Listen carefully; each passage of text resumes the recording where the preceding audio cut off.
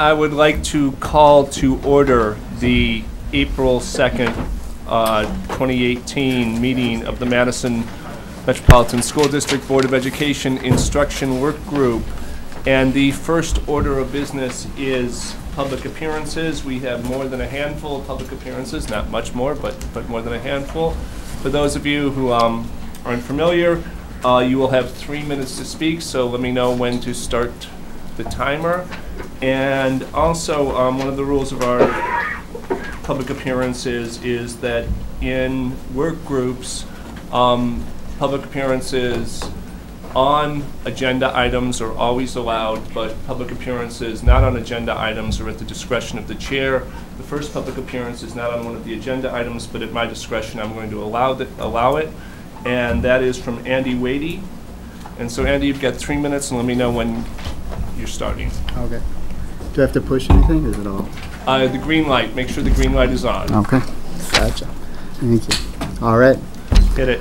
I'm here today to share publicly MTI's responses to the March 26th Wisconsin State Journal article that appeared to blame educators for an increase in significant behaviors in our schools. MTI leadership has immediately communicated our members' concerns about this article with the superintendent, and she met with Doug and I earlier this afternoon to discuss them. In our meeting with the superintendent, she recognized both the complexity and the shared responsibility that surround our work around behavior and climate. It's something that's important for MTI members to hear. Education is a difficult occupation, and educators often feel like targets in a blame game. Our members spoke clearly about their need to have their feelings known about the tone of discussions around behavior and climate.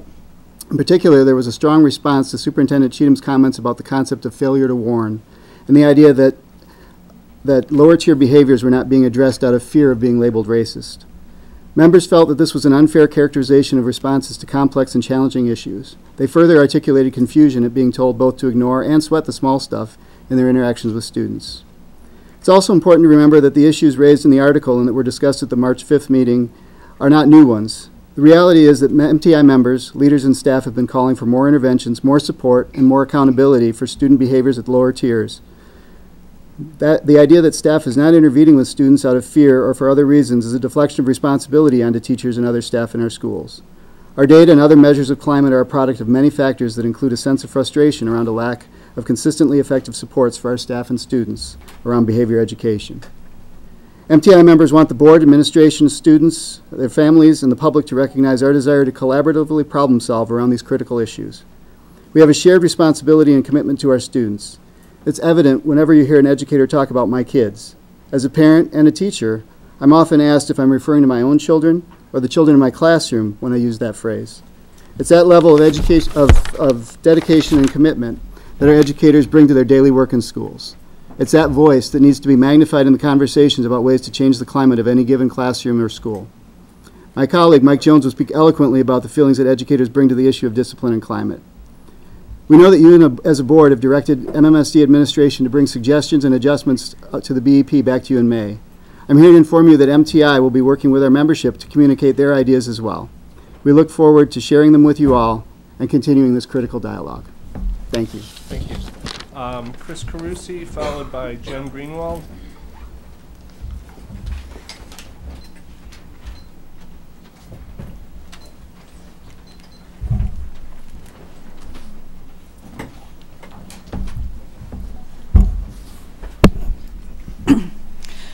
So I'm here tonight to talk about Pathways, and I specifically want to hone in on the theme of recruitment that's in the Pathways update that's on the agenda tonight. Specifically, the issue that was raised in the focus groups around misinformation and incorrect expectations being set during Pathways recruitment efforts. So I have an 8th grader at Jefferson, which means my daughter and my husband and I were targets of Pathways marketing and recruitment this year.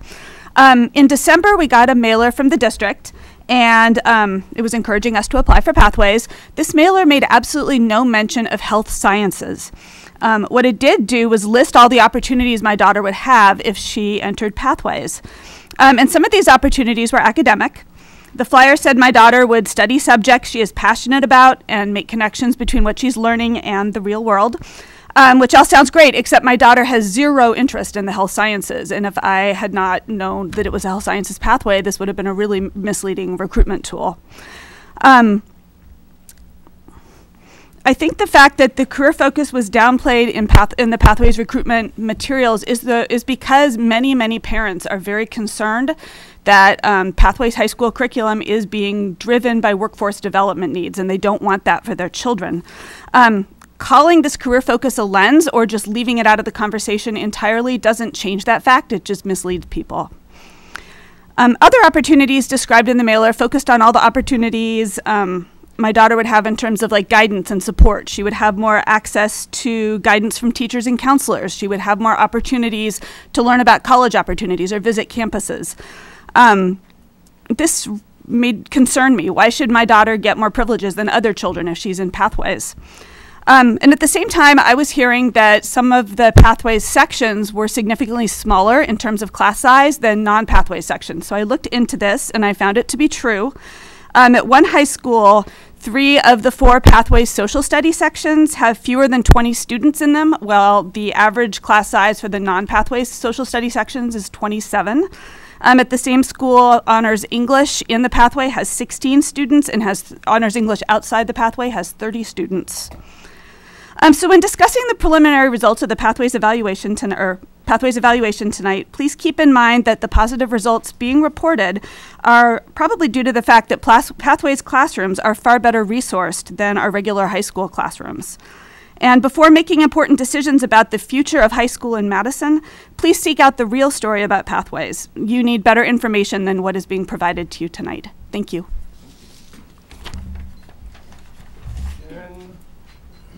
Followed by Vicki Beyer.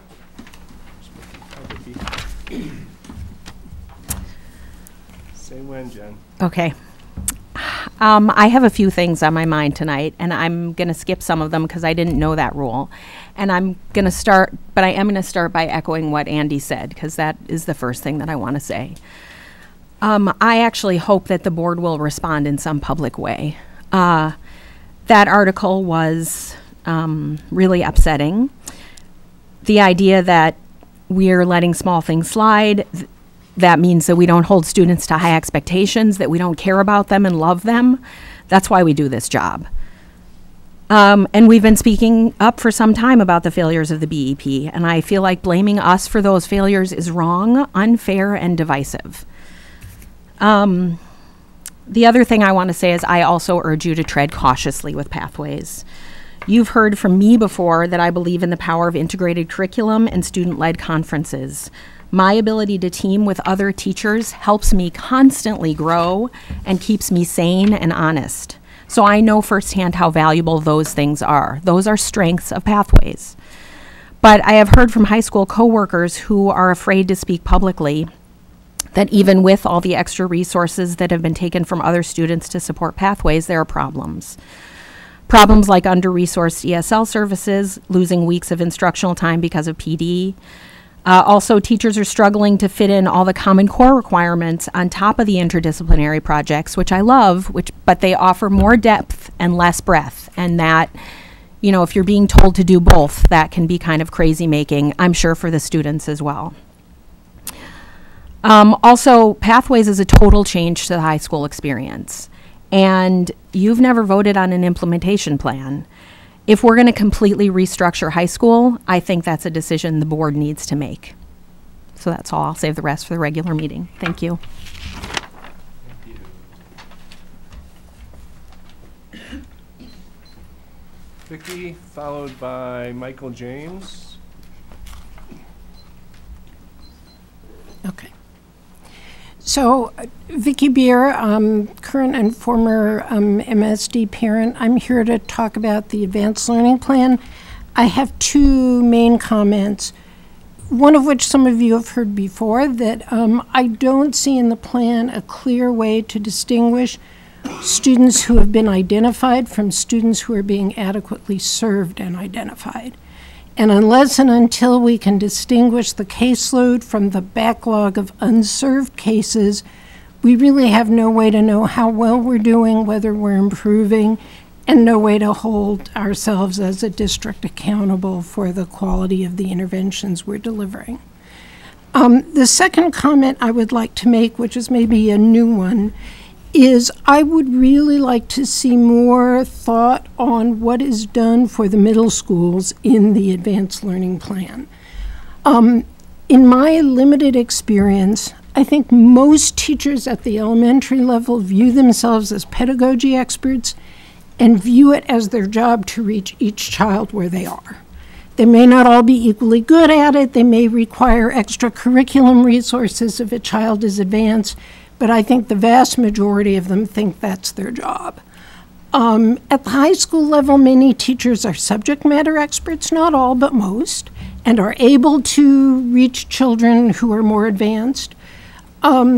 Also, students have a lot of opportunity to individualize their own experience in the high schools through taking AP classes, taking electives in their areas of interest, etc. In the middle schools, because we have small middle schools, there is very little opportunity for students to individualize their own choice of classes.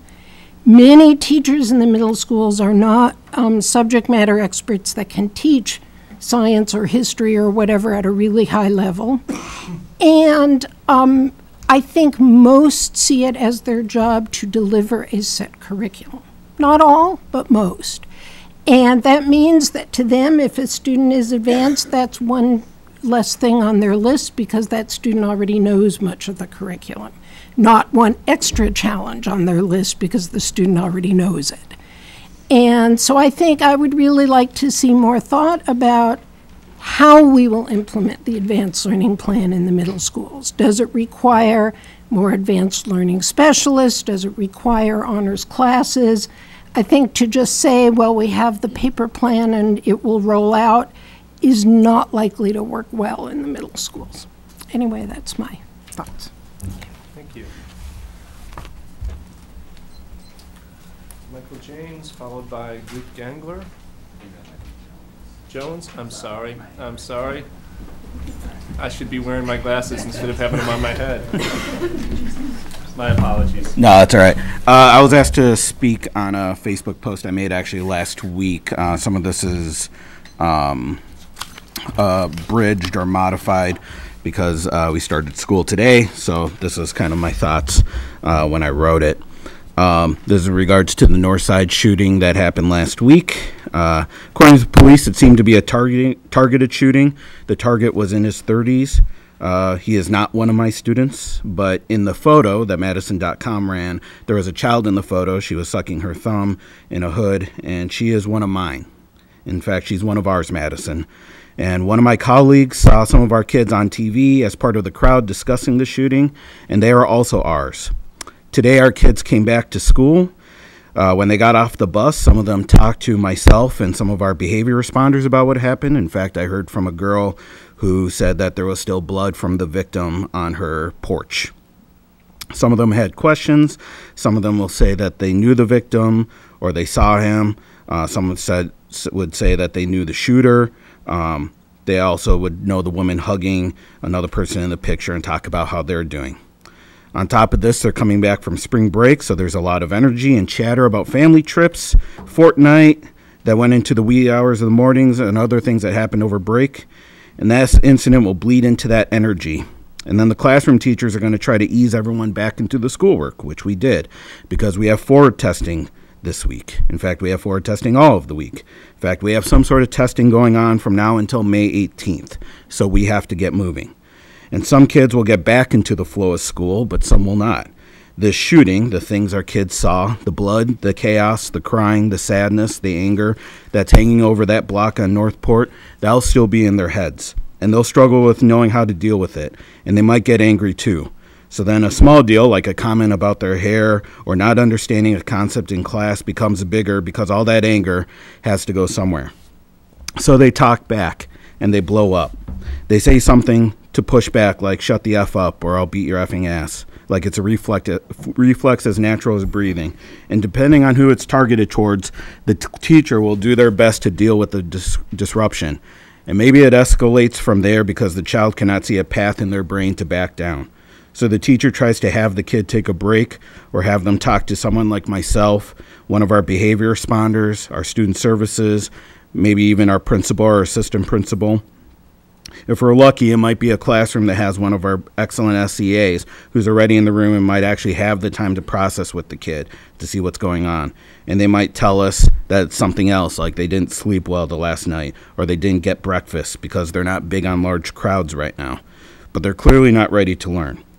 The frustrating thing is that the behavior responders and we have other kids we're trying to support. We have other kids with us whose meds haven't kicked in, so they're so unfocused they can't even hold a pencil. You can wrap it up. Okay. This is part of a larger post, but I'll just say that all of these things that lead into our behaviors makes the BP very untenable. And I'm asking, in fact, I'm begging the district and the board to please not just consider things when they blow up in our news headlines or when we have a bunch of angry parents, but actually listen to the staffers when we ask you the first time instead of holding a listening session again and again and again without any movement until it becomes embarrassing to someone else or to the district. So, sorry that my post was too long. If you want to Email email us. the entire thing, that would be great. Yeah, I appreciate Sure. If any of us would want to read it. Luke Gangler, followed by Chris Gomez-Schmidt. Hi, folks. Several of you I've promised to reach out to get coffee with. Sorry, I haven't done that. EdTPA and student teaching together is a lot. I guess I want you to imagine putting hundreds of hours into planning a new vision for schools that you care a lot about, and because you actually care about making learning better, right? And fly across the country to look at schools who have done it and try to emulate the best parts of it and make the other parts better, right? This is exactly what administration's done. They put a lot of work into Pathways, right? And anything you care about that much, and it doesn't really matter who you are or what it is, I think. Anything you care about that much, you want to keep going, right? You're not going to lose your baby no matter what's happening, right? I'm sure I would want to keep Pathways going if I had put all that work in, right? That's just how people are, and it's not malicious, right? But you all are the check on that, I think, all right? That's your role. And I think that it's incredibly hard, if there's nothing else you take away from what I say, incredibly hard to be that check when you don't know what's happening in the schools. And the other connection here is that you don't know what's happening because staff aren't willing to whistleblow because they're justified or not, afraid of retribution. And you all have heard this before. It's widespread. Most people are not willing to talk about it. Honestly, I stopped coming to board meetings after the summer because I thought I was applying for a job here in the fall, right? I got hired in Ecuador for the fall, so I'm good. But that's real. It is a real problem, right? So I think that you all need to figure out some way to get to the truth because you're not getting it here. This isn't the real story. And, you might not be wanting to trust anecdotes, right? But then you got to find some other way to get the real deal because it's a mess. Like, it really is a mess. If you talk to the teachers who are leading it, not in a focus group where, again, they're afraid of actually saying what they think, right? It's a mess, right? And so, it's not serving the kids we want it to most serve. The ones and twos, the WIDA ones and twos, so newcomer students or students who are just learning English, they got pulled out of at least at West, out of the pathway because they couldn't be served. The pathway was not doing enough to support them, right? And the pathway is supposed to be all about supporting our students who need it the most, right? I can't really go into, because I have 20 seconds, the problems that I've heard, right? But I hope that you will I can email some stuff, and I hope that you will pursue some real ways to find out what's going on, because this data doesn't reflect it, all right? And I annotated a few of the slides from today with some of the statistics there.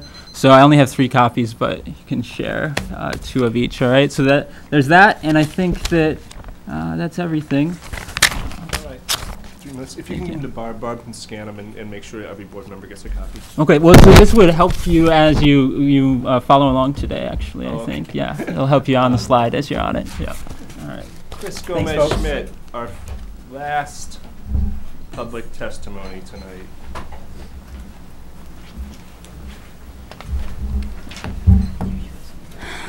Thanks. I'm here tonight to comment on the Advanced Learning Plan draft.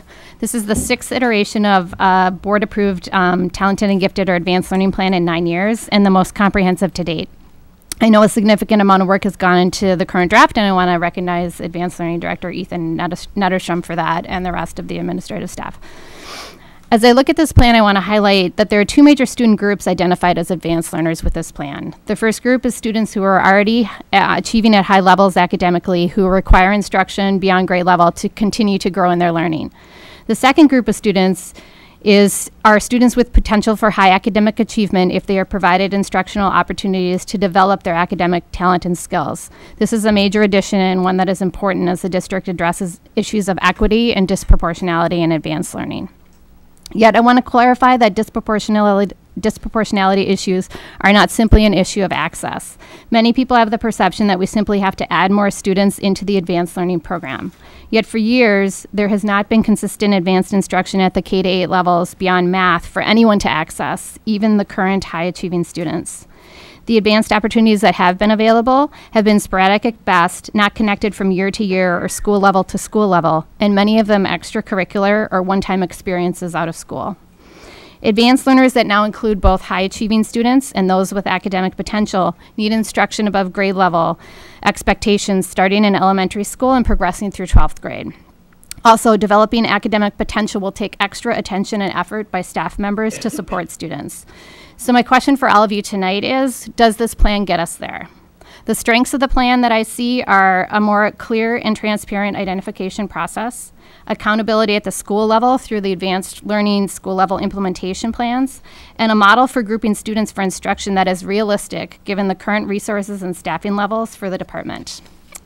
My concerns are that how advanced instruction will be paired with identified students is less clear, kind of like Vicki described, especially for Tier 2. As I mentioned, identification has to be paired with consistent daily advanced instruction to be meaningful, and this must include a talent development model. Also, much responsibility falls on one half-time advanced learning specialist, as well as classroom teachers already stretched thin by other demands. The mechanisms included in this draft could make it easier for staff to implement advanced instruction, but recommendations from the advanced learning staff and department must be followed and implemented for this to be doable. And to me, third, the scale of the budget and investment in this department doesn't match the scale of the advanced learning plan and the number of students identified. So I appreciate the addition of the 2 positions last year to bring this department to a half-time position for every elementary and middle school, yet that baseline was an absolute minimum. The next step is to consider both the size of the school, the number of advanced learners, and how they will be matched with advanced instruction or supported in a talent development model. So again, this advanced learning plan significantly improves upon previous versions, yet consistent implementation, accountability, and support for staff will be key for its success. So thank you. Thank you, and that concludes our public appearances. And for those who came here with concerns around behavior and behavior education plan, just to clear that that is not an agenda item tonight and will not be discussed tonight, and appreciate you staying because I think everything we do is important and I think these are good subjects, but just wanted to clarify that we heard you and we will be discussing that in the future. So the next item of business is approval of the minutes dated February 5th. I will entertain a motion. So moved. Is there a second? Me. Laura, your advisory vote? Aye. All in favor? Aye. And that passes 6-0. All right. Next up is the Pathways implementation update. And Jen, would you like to introduce? I would. Thank you, TJ. Lisa Quistad and Cindy Green are going to join us for this presentation. Thanks for being here tonight. And thank you for your hard work on this effort. I'm going to go ahead and pass it right over to Lisa, and we're going to dive in. As just a reminder to the board, this is an update. No decisions will be made tonight, but we did want to give you some information on how this effort has been going this year. So, yeah. Could I insert something at this time? Certainly. You know, when we have these meetings, we get a lot of public comments. And so instead of us having to always ask the questions about what the public brings to Oh, yeah, us, sure. so when you have an opportunity to maybe address some of it as you go along, if you would, please, we appreciate it. Great. Thank you, Absolutely. James. Thanks, James. So thank you for joining us for our Pathways discussion tonight. This is truly a partnership between our high schools, our community, and our post-secondary institutions in the city of Madison, all with a shared goal of setting our students up for success after they graduate. I want to just take a minute to thank Cindy, our Executive Director of Secondary Programs and Personalized Pathways, and Jen Wagner, sitting behind us here, and Alex for their work that started actually years ago to set our high schools up for success. I'd also like to take this opportunity to thank our high school Pathways teams because they have really been committed to the work within their local context and within their own student populations. So a reminder, tonight is about information sharing. You got a data packet based on 1 semester's worth of implementation. I would just like to remind all of us it is 1 semester. I think that we found some promising practices, and also we've learned some things. And we look forward to coming back to you in September, in the fall, with our full 1-year report and an updated timeline at that point. So I'm going to turn it over to Cindy to share some details and share a timeline, and we're eager to discuss what we found and the information that we have. Good evening, everybody, and thanks, Lisa, and thanks, Jen. So I'm excited to be here to provide an update to everyone of our first 5 months of Pathways implementation. So once I get the clicker working, we'll be all good. Is it on, Cindy? Maybe not, Barb? On the side, sorry. No, that's all right. Just saving batteries. Oh. No, it's on.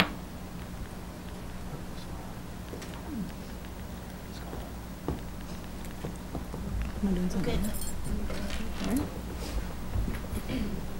It's not working. Pointing it is going to make a difference. So we'll just pause for a second. All right. I'm looking for the clicker. Yeah. Okay, it wasn't just me. Do you guys want me to try it? Yeah. So as Kelly's driving, just to go over, oh, there we go. And back to me. Thank you, Bart. Gotcha. So just a quick update around our outcomes, where you wanted to provide a progress update around kind of what we've learned and what we've seen in terms of student achievement and qualitative data, to share what we've learned thus far and some of the adjustments we've made based on what we've learned and feedback we've received from our schools, and then also to just talk about our next steps. So a reminder of our graduate vision and all of the work we're doing is striving towards the graduate vision for every one of our students. And I think it's important, Lisa said this, but I think it's important to recognize that this is truly a community effort. This is not just a school district effort. And these are our anchor partners that are working hard with us every day, supporting our students, providing experiential learning opportunities, post-secondary opportunities, and really deep in the work with our schools as they do the work, projects, and everything else. So we are not doing this alone. This is a city effort. And a reminder of just the 5 tenets of Pathways, that it's anchored in our academic and career planning, our program of study that we believe is rigorous and robust, our personalized supports for students, the experiential learning opportunities for our children inside the school day and outside of the school day, and those small learning communities that are really creating that climate and culture of relationship and community building in our schools. Lisa mentioned this already, but just a reminder, this is our update and timeline to the board. So tonight we're providing an update. We'll come back together in September once we have a full year of implementation data to report out on, and then have a larger discussion. And then part of our regular cycle will have a formalized 3-year evaluation again in 2021. I'm sure we will come together many more times in between, but those are kind of the hard deadlines that we have.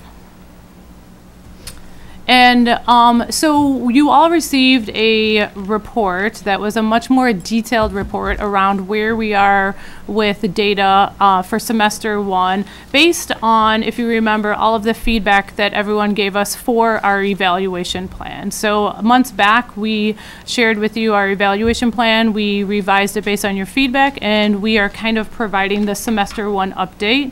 And just a few things to highlight today, and also recognizing some promising practices and also some work to be done. Not everything is perfect, and we are learning and adjusting along the way.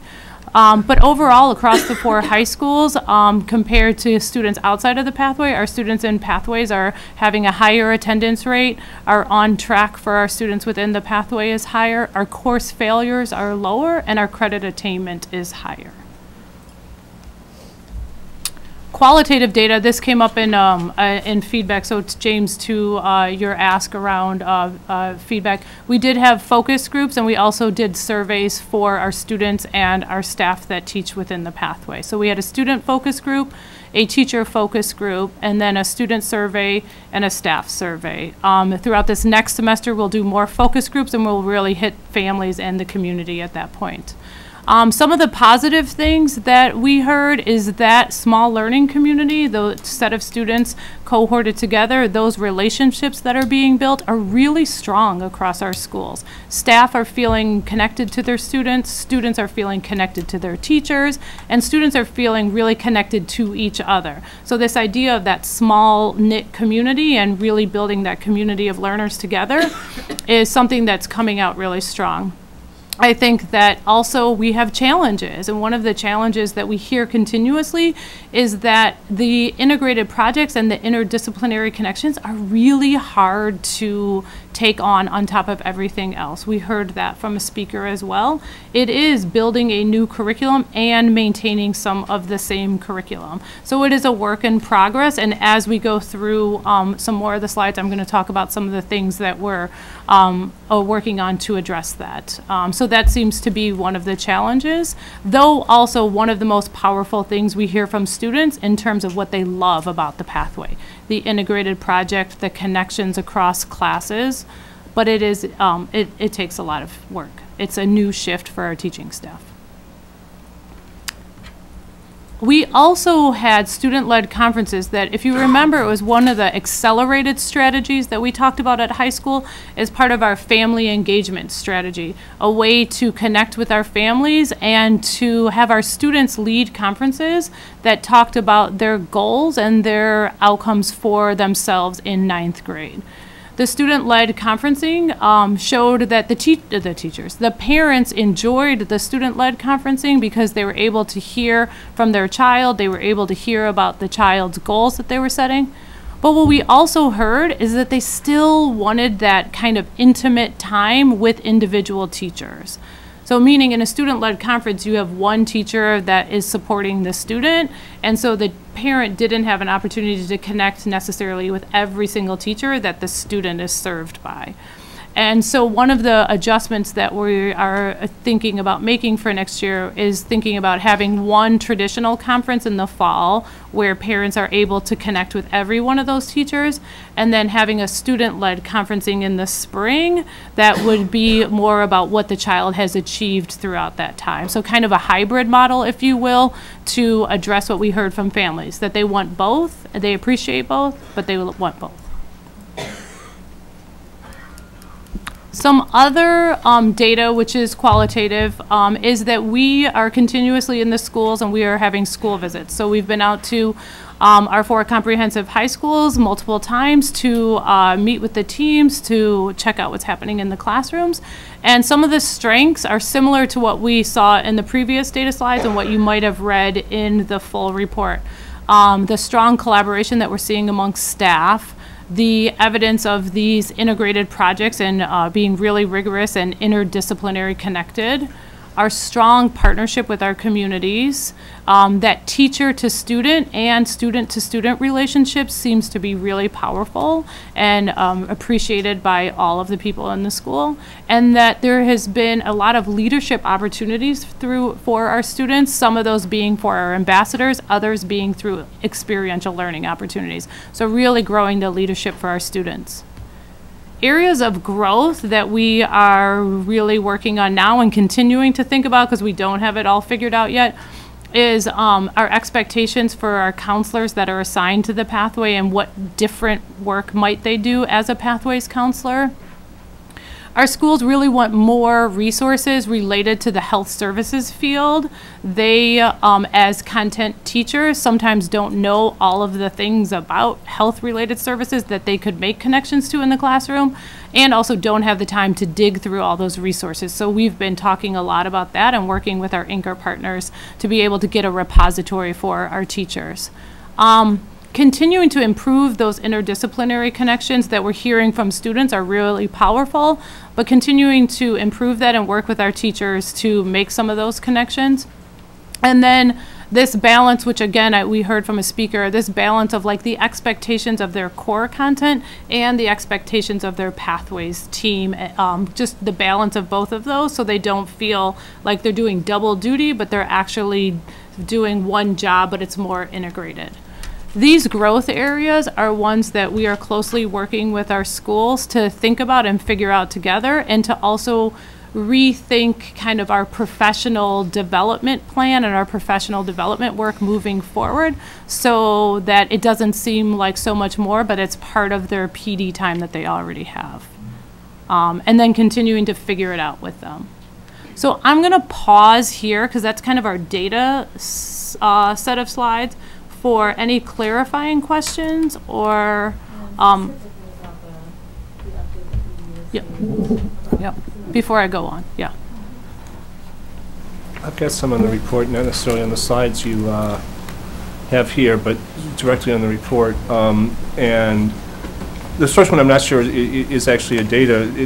Well, I guess it is data because near the beginning of the report it talks about inputs and output and outcomes. Mm-hmm. And it says that the inputs will be FTE, and then no place do you actually touch on, do you actually deal with that. But I also think that inputs have to be much, much more extensive than that. We've had people tell us, and our own data indicates that we have differential class sizes.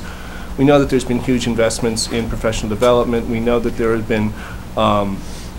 has been grant money and other local money has been used to buy special furniture for classrooms, to buy curriculum materials. Those are all inputs. Mm-hmm. And if we're going to talk about inputs, we need a kind of a comprehensive look at inputs.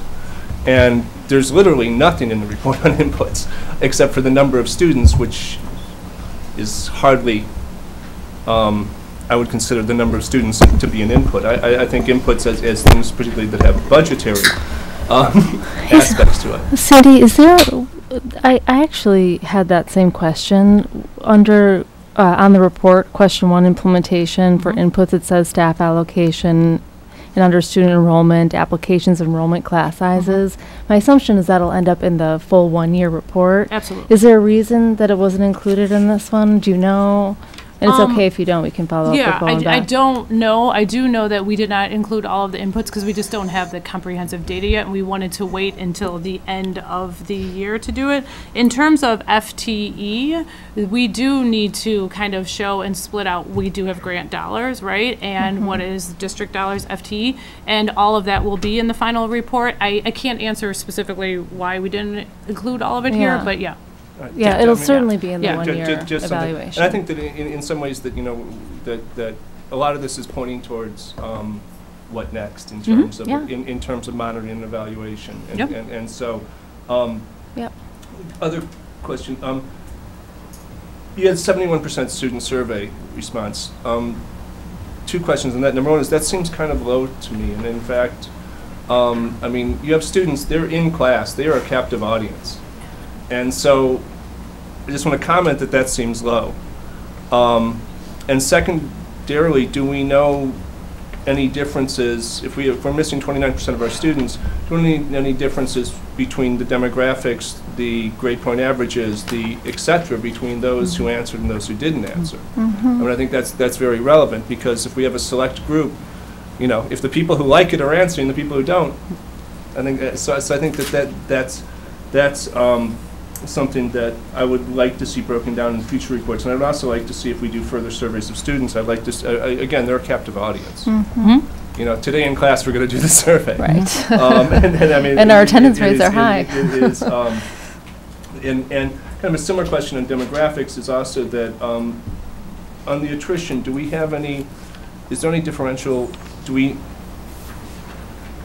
have there been any patterns in the attrition that we've noticed? Have there been any patterns? There's been a couple trends, and we can share that information with you. We collect it through kind of like an online system. A few of the trends have been that students decided they're not interested in health services, and so what they thought they were going to get out of the pathway at a particular school, they decided they don't want that. Other students had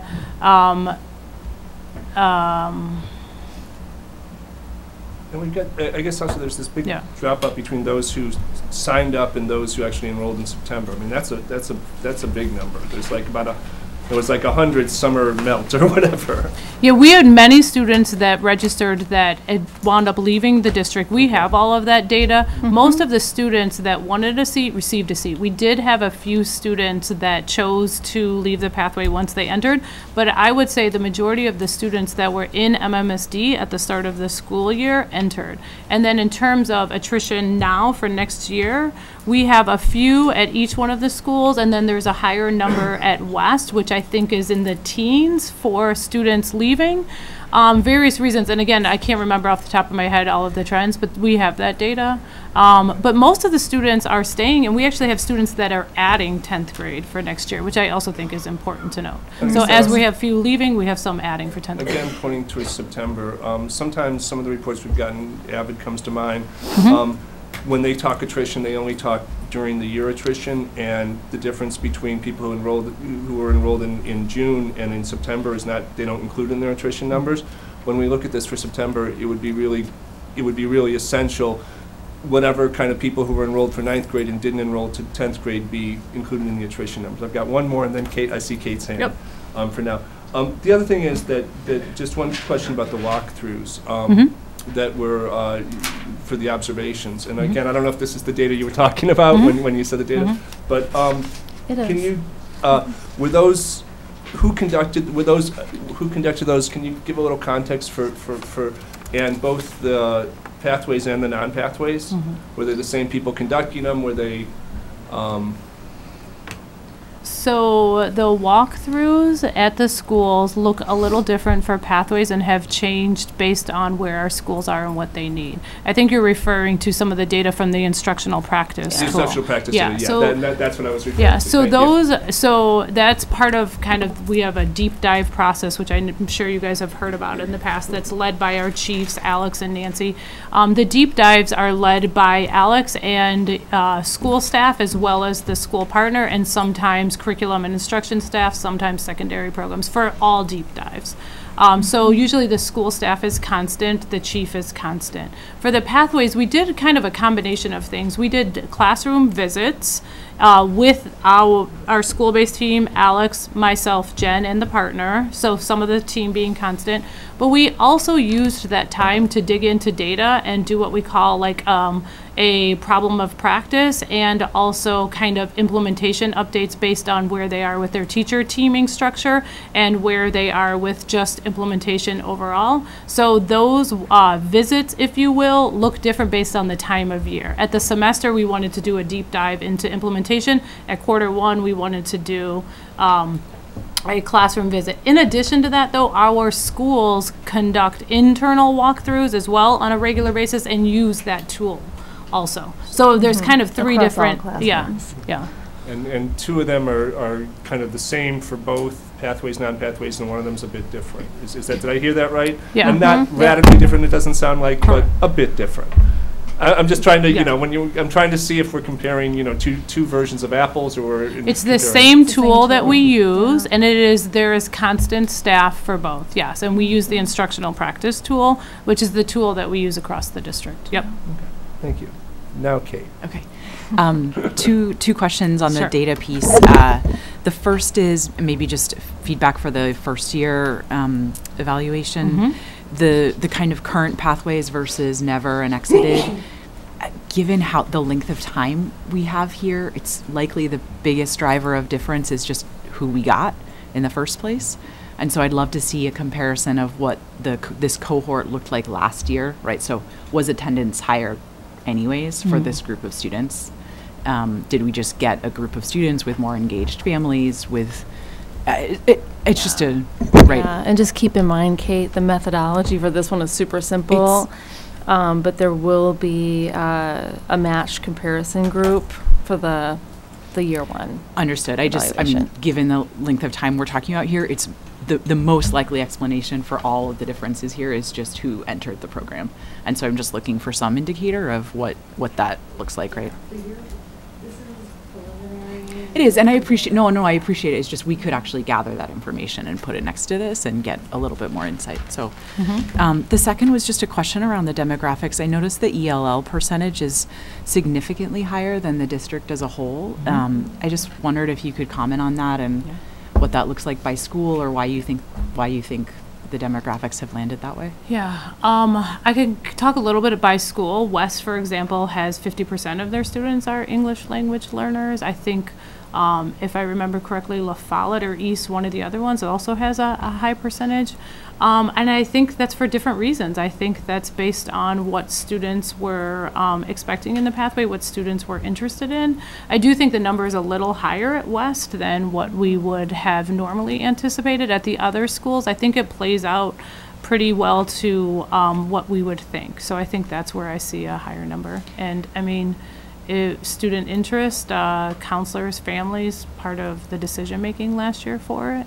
I think this upcoming year with our 500 plus applications, the demographics look a little different, and I feel like we have done a better job with our own kind of marketing and conversations with families and counselors and students. So I think the demographics may shift a little. Okay. Anna? On page 2 of the report, the more comprehensive report for East and La Follette, it said initially that about 20 from each of those schools were not accepted. Can you just explain the reason for them not being accepted? Yeah, absolutely. So when we started the work with Pathways, we had determined that 5 sections for each teacher was going to be what we thought was the right amount for this cohort, meaning that teacher would teach all of their courses within the pathway, so they would be completely committed to the pathway. And so based on that, that's how we figured the number of seats for each of the schools.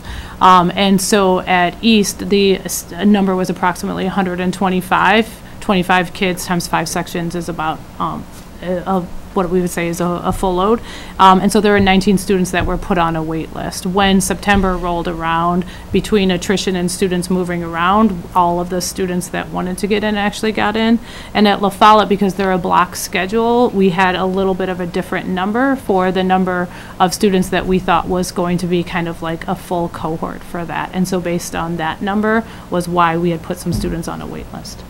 And then my other question was just, and that goes around class size too, is that the numbers that we heard from our speaker before, is that consistent? Are the Pathways classes that much smaller than the non-pathway classes? Yeah, I think that's a great question. I think it varies from school to school, and it varies based on course right now.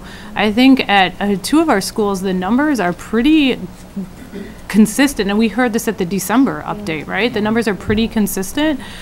Some of our sections that are honor section within the pathways, we are trying to keep children having choice of honors versus standard English, if you will, and because of the number of students in there that wanted like a standalone English class, those numbers were lower. We have some of the schools that chose to collapse that honors section and have the kids go outside of the pathway, as we call it, to do that because those numbers were lower. But there are some sections or some courses based on the school that do currently right now have lower class size. Yep. Okay. And just my last question is around the students that are enrolled in the pathways that have IEPs. Do we have data? Can we disaggregate the data for the different educational labels for the students that are currently? I know it's a little bit lower than the general population in our high schools, but I would just be interested as like, yeah, if it's OHI, SLD, ID, that kind of stuff. Okay, thanks. Laura. I just have two really quick questions. So some of these metrics it's noted that either the current pathways is a tiny bit higher or a tiny bit lower. And I'm wondering, like, is that statistically significant? You know, like, does that actually mean that the pathway was making that difference, or is it just like random error that it happens to be a GPA of 2.82 for pathways versus I would call that the same. 2.84? Okay. So then the second question I had was, so for a lot of these where it's pulled out by school, there's East, La Follette, and generally Memorial, the pathway students are doing better. And West, it's often significantly worse, which makes me upset because that's my school. So I'm wondering, like, if you had any preliminary, theories as to why that would be. Yeah, that's a great question. Thank you for bringing that up. I was actually going to talk about that as well because it is something that is in the report. And the data is showing across the board 3 of the 4 high schools within the pathway with kind of, the first 5 months of implementation are doing better, and West is not. I cannot sit up here and say all of the root causes at a semester's worth of time, but what we have done is begin to support West and really wrap our arms around them with the teachers and the administration to support them and think about what we need to do differently. One thing they've done differently, just as an example, is their integrated project. They really changed their focus this year for the second semester integrated project, which they feel has brought great opportunities for their students. So they're finishing it up actually this month. But we're working with them, and we're going to continue to support and kind of dig into and do some root cause analysis, and also wait and see what the year 1 report says, right? I mean, we could come back to the table and their data could have improved a lot, and or vice versa for the other schools. So yeah. I have one more question, we're going to move on, which is, it looks like about 25% of the students are AVID. Is that correct? And maybe Mary or someone else knows, how does that compare to our 9th grade class in general? What percentage of our students are AVID? Well, I mean, I could do the numbers because we have 3 sections, so about 75 kids at La Follette, 75 kids at East, and about 50 kids at Memorial and West. So I don't know that percent. I'm not a math genius. So it's looking at about 200 out of about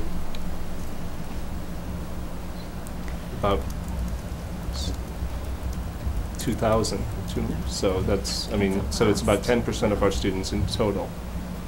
Does that sound right, Mary? I think of those numbers add up to 250. Yeah. 250, I'm sorry. Yeah. It's less than 25%. Less than 25%. Yeah, right. Yeah, I don't know the percent, but I so- do know the numbers. Yeah. All right, let's move on, because I do think that some of the most important things are the what nexts, and we spent a lot of time on what's past, but I do think that what's next are very important, so we should probably move to that. Awesome. So what's next? Thanks, TJ, for that. Adjustments and kind of what we've learned thus far, how we've reflected, and where we're thinking, like our best thinking right now in terms of moving forward for our next pathway or the pathways, and what an implementation timeline might look like from feedback from our schools. So a reminder that we came together last year, we did a survey with the community, and we talked about these 6 kind of focus areas as the ones that kind of rose to the top for our students, for our staff, and for our community. We're implementing our health services right now. The next two pathways that are kind of top of the list for us for consideration is an information technology and communication pathway, and this idea of a school-based option. This school-based option is something that we think has great momentum and really allows teacher voice to be part of this work by teachers proposing a pathway that meets their school context, supports their school community, and may also support some individual school partnerships that exist in the community. Why did we get to information technology and communications? A reminder from the survey we did across the entire city last year, and that IT and communications rose to the top as one of the next best pathways to implement.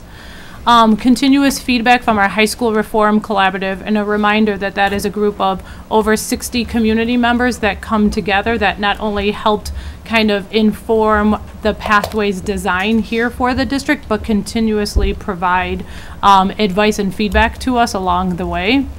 Our senior survey data for probably the last 4 to 5 years, IT and communications has risen to the top as one of the #1 areas that our students have interest in.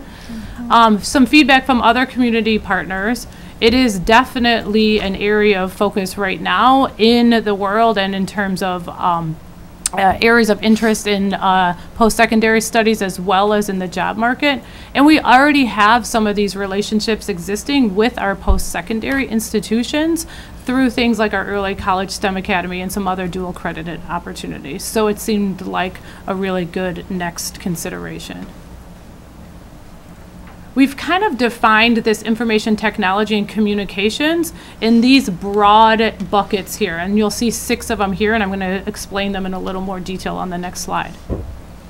What we really like about this is it provides a nice balance of both the IT side of the house, the gaming, the coding, the software computer development through these 3 areas, as well as more of the design, the graphic arts, the multimedia journalism, public relations side here.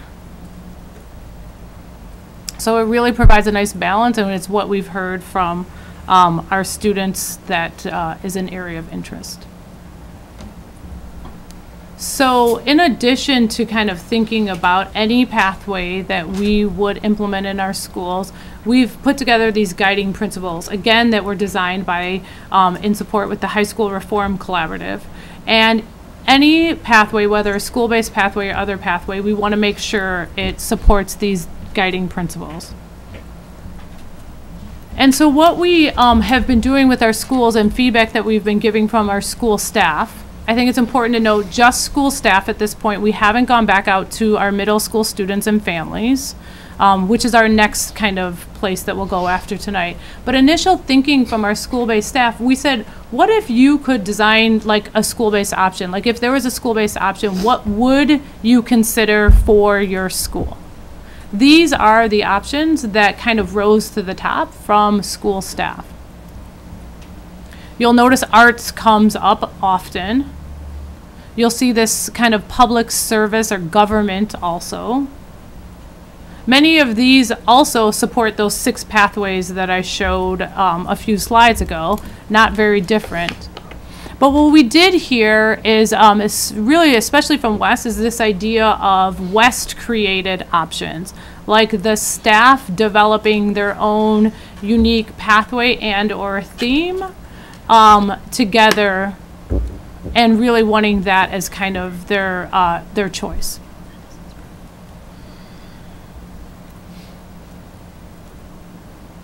So I'm going to pause there. My last part is about the timeline. So in case we have questions about the next consideration for a pathway or these school-based options, I want to pause here.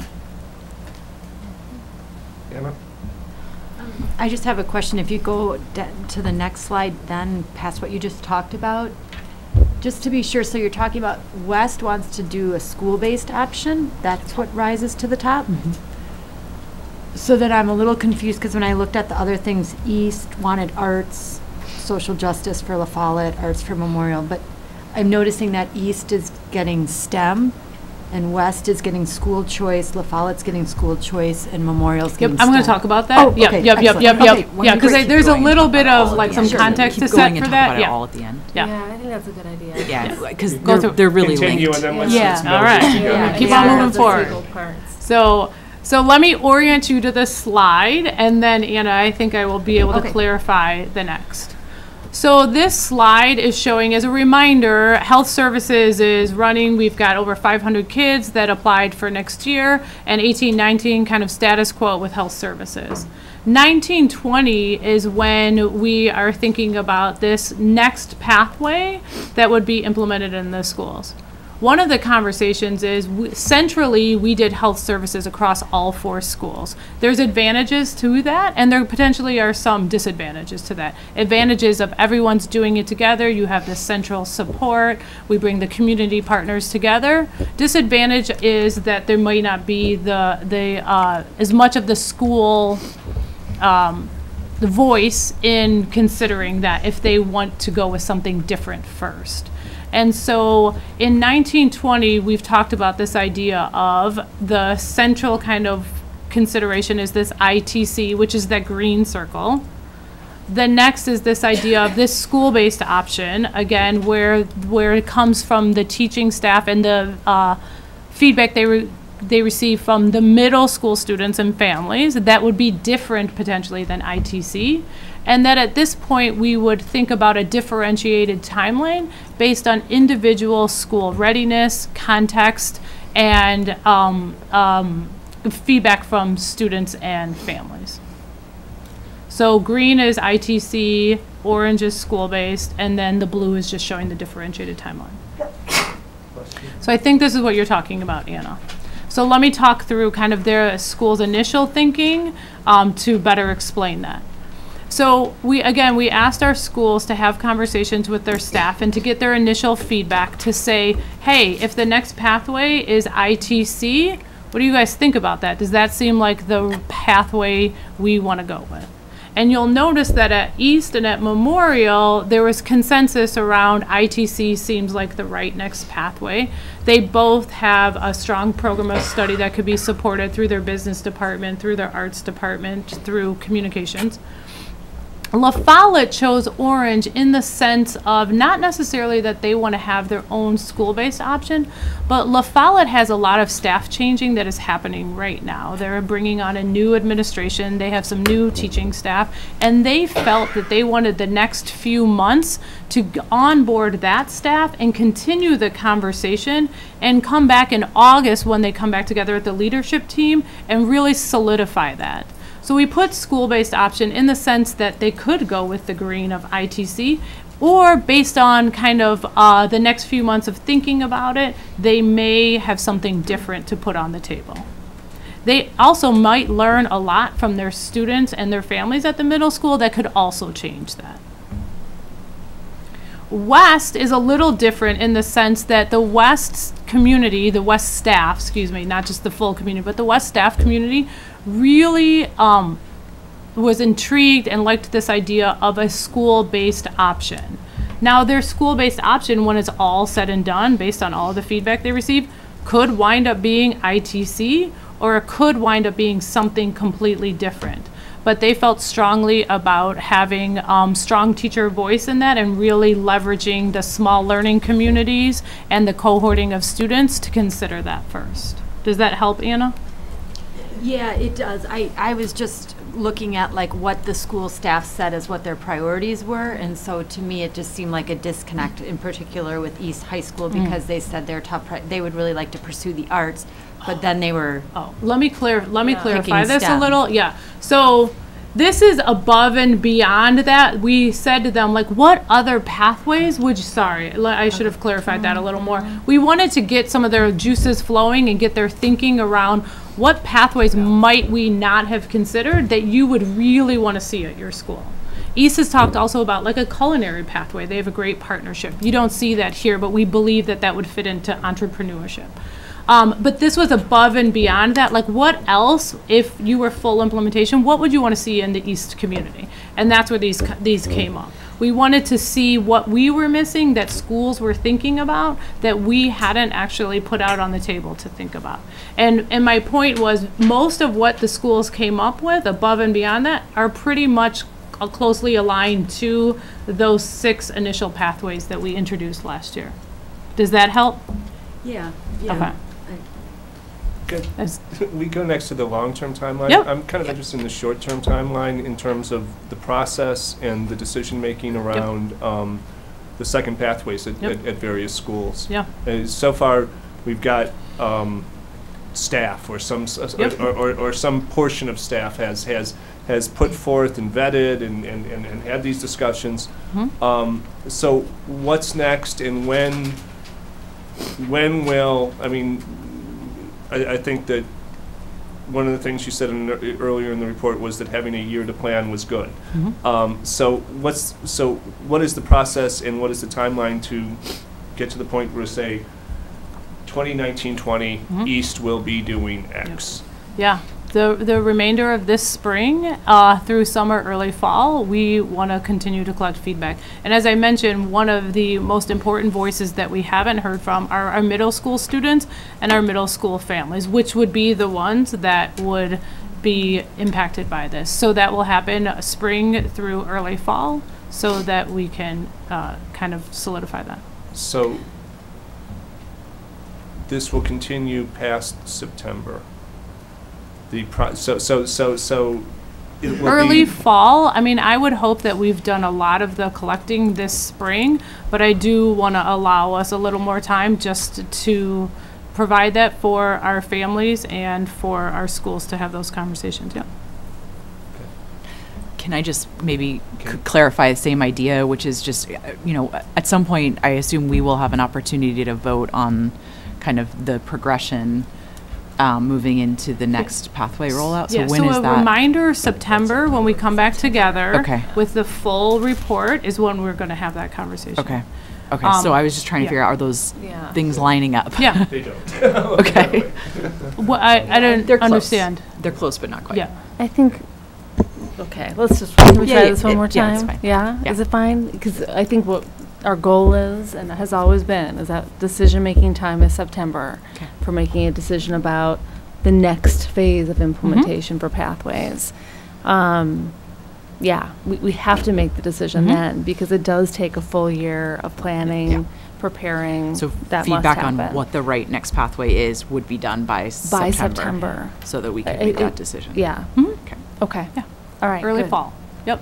Yes. Okay. That's like a couple weeks before. But okay. And again, let's keep going. If early September is early fall. We started with we're good. staff because we wanted all good. to Just hear keep from going. them. Yep. All right. We're voting in Okay, September. just want to make sure. All right, stay with me. everybody. Okay.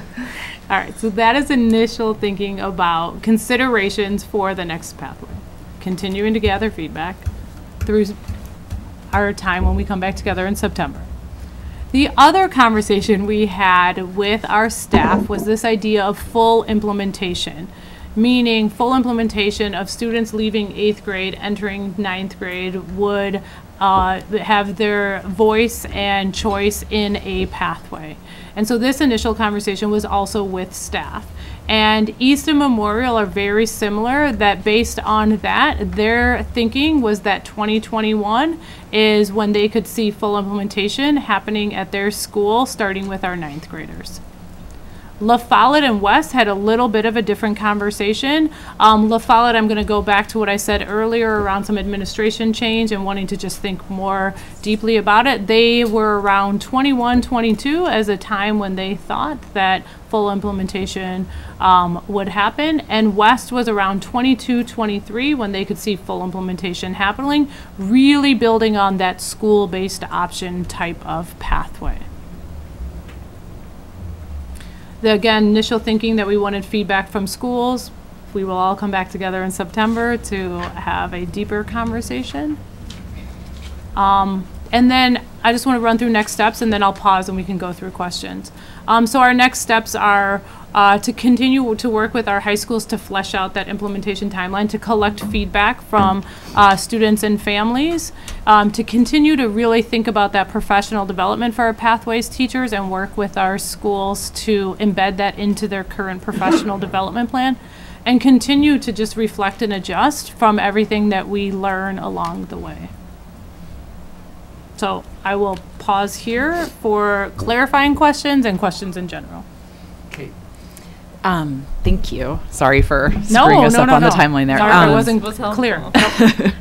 So I guess I have two questions. One is a little bit around kind of, we've been talking a lot about other alternative programs in the last maybe 6 weeks. Previous to that, around Madison South College and the STEM program there. You brought up AVID. There's a lot of intersecting offerings that we're talking about for high school students, and I just wonder how you see them fitting together, and in particular as we continue to talk about kind of nimble, small, really tailored for students with our alternatives, it feels like we're going two different directions with two different programs. Can you just talk a little bit about how you see these things fitting together, layering on top of one another? You want me to start? Yeah, go ahead, and then I'll start. Okay. And you add, Cindy. Yeah. I think they're really important complementary approaches, Kate. The work of Pathways is really about, someone mentioned, we are redesigning the way our comprehensive high schools work to make them more relevant, and to create smaller learning communities within them for students. We'll always have these comprehensive high schools. They're not going anywhere.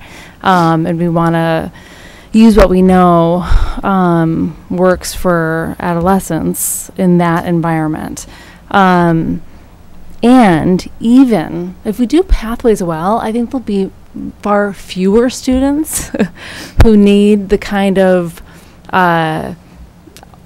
alternative, for lack of a better term, options that we've been talking about recently. I think over time, that number will never go to zero. It'll never go away. Okay. We'll always have students who need alternative, unique options outside of the comprehensive high school. But it should get smaller. So I think they're important complementary approaches. I think AVID is it's a really important question. I think what we learned through our investigation of just high school reform efforts in general is that AVID as a way of working is a key ingredient. We think it's absolutely critical to retain and I think continue to leverage AVID really well through the model we're proposing. So it's not separate. In fact, I mean, I think this question that TJ asked is really intriguing, right? If we know that a larger percentage of students who are finding success in Pathways are also AVID students, I mean, there's something to be learned about the combination of AVID within this new way of working that we're trying to learn about at the high school level. So we see it as complementary. Cindy, do you have anything to add to that? No, I think that's pretty much spot on in terms of the comprehensive high schools and rethinking kind of the way we transform teaching and learning for all of our students that attend the comprehensive high school, and simultaneously creating options for students where a comprehensive high school setting may not be the right place for them, so they need a different option. And then the Early College STEM Academy, to me, is just another option for students that really want to take advantage of that early college opportunity through kind of this accelerated approach. Right. And for me, AVID is within that. It isn't one of the options. AVID is the support for our students and also the promotion for them with that like kind of strategy and college going culture that we have in terms of an elective class as well as through school-wide. So I see AVID a little different. I guess, so maybe 3 responses. One is when we talk about this in September, it would be helpful to understand literally how in a student's day this works. Oh, sure. Because it feels like a lot. The second would be from a resource investment perspective, both time and money, it is a lot. And so providing Avid and Pathways and Madison College and alternate, right, to the degree that the same student might be accessing 3 or 4 different elements, it's a lot of options, right? And so kind of want to understand that we're doing what we're doing well and efficiently.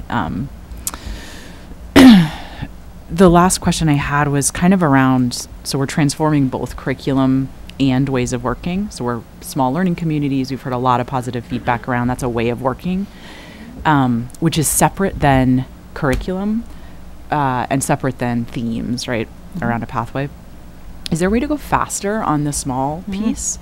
I mean, without any noise around, or without any choice around a pathway, we're going to land there anyways, because if you have 2 cohorts or 2 pathways, you're going to end up with implicitly the kind of opposite side of the school is going to be a small community. So is there a way to decouple those ideas and I think that is an separately? Excellent question. And I think that that is a conversation that we have had with our schools already in terms of how could they begin to make that happen now, thinking about the power of what that small learning community comes in. I think in September when we have that conversation, one thing that I didn't mention is we want to bring kind of a draft budget as well to think about what that means. And in some cases that's doable under current state, and in other cases we may be having to think about shifting in terms of resources to do that. But yeah, I definitely think that's a great conversation, and I think that's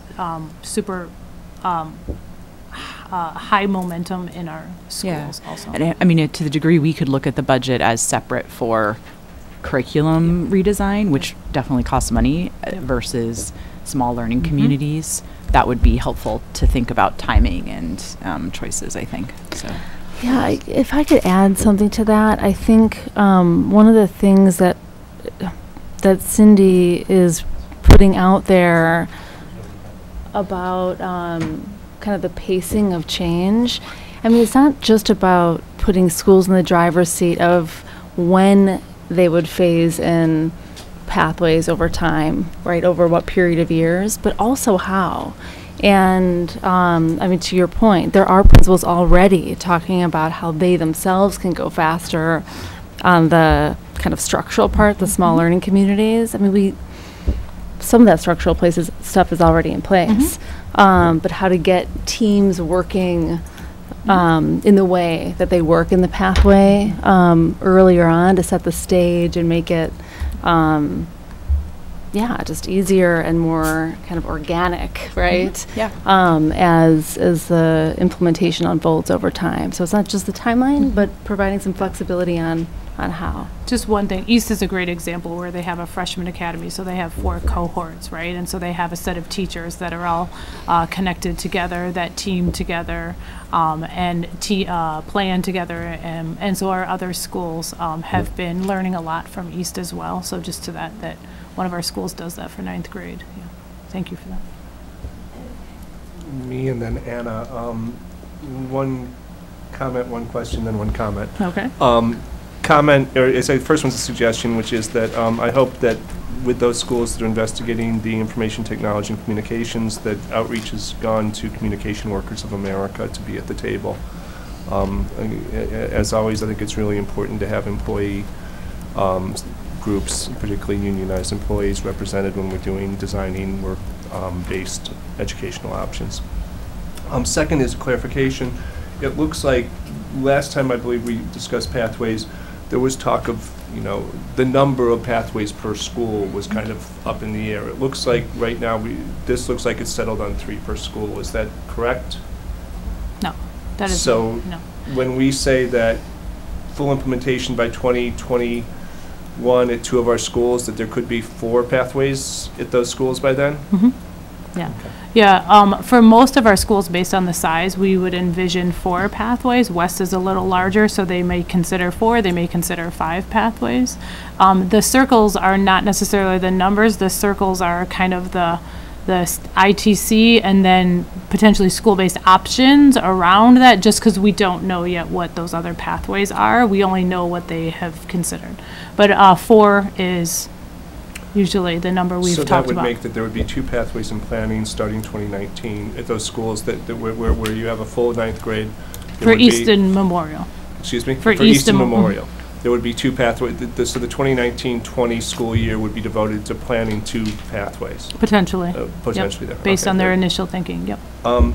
And then last is kind of suggestion, or kind of where, before we leave, I think that as a board, among ourselves and also to be fair to the administration, we have to be very, very explicit about what kind of information we need to make decisions in September, and what level of decision-making that we are comfortable with. If I backtrack from this, I believe you're going to be asking us to affirm the timeline that is on slide 21, which is the timeline for full implementation in all 4 schools. Or a version, yes. Or a version, and I guess that right now, I don't believe that I'll have enough information to be comfortable to do that. I don't think there's even potentially enough information, though I could see another phase. And I guess that we need to understand each other on that, or because surprises aren't good on either side. And so I guess I'm asking the fellow board members that I've kind of expressed to me. I've said some of the information that I would like by September, and I've also said that I don't think I can. I don't think I can be comfortable with the Easton Memorial wall-to-wall approving that in September. So that's where I'm coming from. I would agree. I mean, I would only commit to the next Phase. one pathway, and would want to understand both the budget as well as the comparison of do we know that pathways impacted outcomes to the degree we can in 1 year. That's going to have to be pretty clear story to invest and continue here. I think that makes sense to me. I mean, just in terms of, I would want for the board to see not only what we learned based on the evaluation the first year. I would like for you to see everyone's thinking about what full implementation would look like, but in terms of kind of giving us the go-ahead, that it would make sense to take just the next step. Is that fair? Okay, Anna's in the queue, and then Dean. I would just agree with what TJ and Kate have been talking about. I would definitely want to see a more comprehensive budget, actually factoring in more than just the FTE, but all the additional PD, that type of stuff. Also, another factor that I would like to see how it intersects is how is this going to be intersecting with our students that are coming up through DLI in high school. So are we going to be making sure that they have their courseworks within those pathway, right? Yeah. So I know Avid got mentioned, but I feel like that's another group that is going to continue to grow. And that exists, just so you know, currently at La Follette, within the pathway, we have a DLI section that runs within the pathway. And is that DLI section the one that has a smaller class size? I would have to double check on that, but I actually don't think so. Okay. Yeah. So just looking at how Yeah. that plays out. Yeah. It's a good point. And just moving forward for the full-on implementation, these little circles to me are really confusing, because if we're supposed to be having 4 pathways at full implementation and that's a timeline, I don't understand at all how those circles tell me. And I don't understand what differentiated implementation based on school readiness is in comparison to school-based options cohort 1. Yeah. So I apologize. We That's were, okay. Trying to be fancy, and Okay, obviously no it worries. did not work very well. The differentiation was like the different timelines based Got on it. the school conversations that they've had. And we didn't represent, to TJ's point, the number of circles, the number of pathways. We were kind of just thinking about where schools were and thinking about pathways in general and where they would want to make individual decisions versus kind of a central decision. Okay. And so I'll make sure in September we have a different graphic. I really like bar graphs. Yeah, I gotcha. I'm kind of a simple person. I gotcha. We'll keep it simple. I'd like to can I make one more comment? Would that be all right, Then TJ? Dean. Then Oh, Dean. Dean, you go No, first. go I'm ahead. sorry, Dean. Oh, You go ahead, Jim. Either way. I You had sure? a completely different thoughts. Oh, on is it a that. different thought? Okay. I think that this conversation about approval of the Pathways Plan will be interesting, and one to explore in a couple of weeks when we have a discussion about our ways of working, like how do we know when something works and when to go to scale and at what pace. We're going to have that conversation in just a couple of weeks. It'll be highly relevant to Pathways, but to many things that we're trying to accomplish as a school district. So I'd kind of like for us to continue to explore this concept there, the kind of the issue of scale and how and when, and the framework that we're working on rewriting, we're hoping to put a lot more power of decision-making at the school level. And I feel I just don't need to name the tension there. I mean, if I'm the principal of East High School, let's just pretend for a second that I am, I might be a little frustrated, right? If I've got my school staff ready and engaged and excited about something, I'm making this up. I don't know exactly what the situation is at East, but if I'm a principal at a high school, there's some tension there. Like, do we want to put the power in the school? Do we want schools to be able to craft their plan and empower them to make decisions? Right? If we're really about that, I just need to name that I'm struggling with this a little bit, and that I think that too will be really important for us to discuss when we have this ways of working discussion. So just want to put that out there. Yeah, thanks. The concern that I have is that I think that that's a good approach, and letting schools have that ability to plan this because of the concern about that staff have that aren't in Pathways, that they're getting short-shifted. And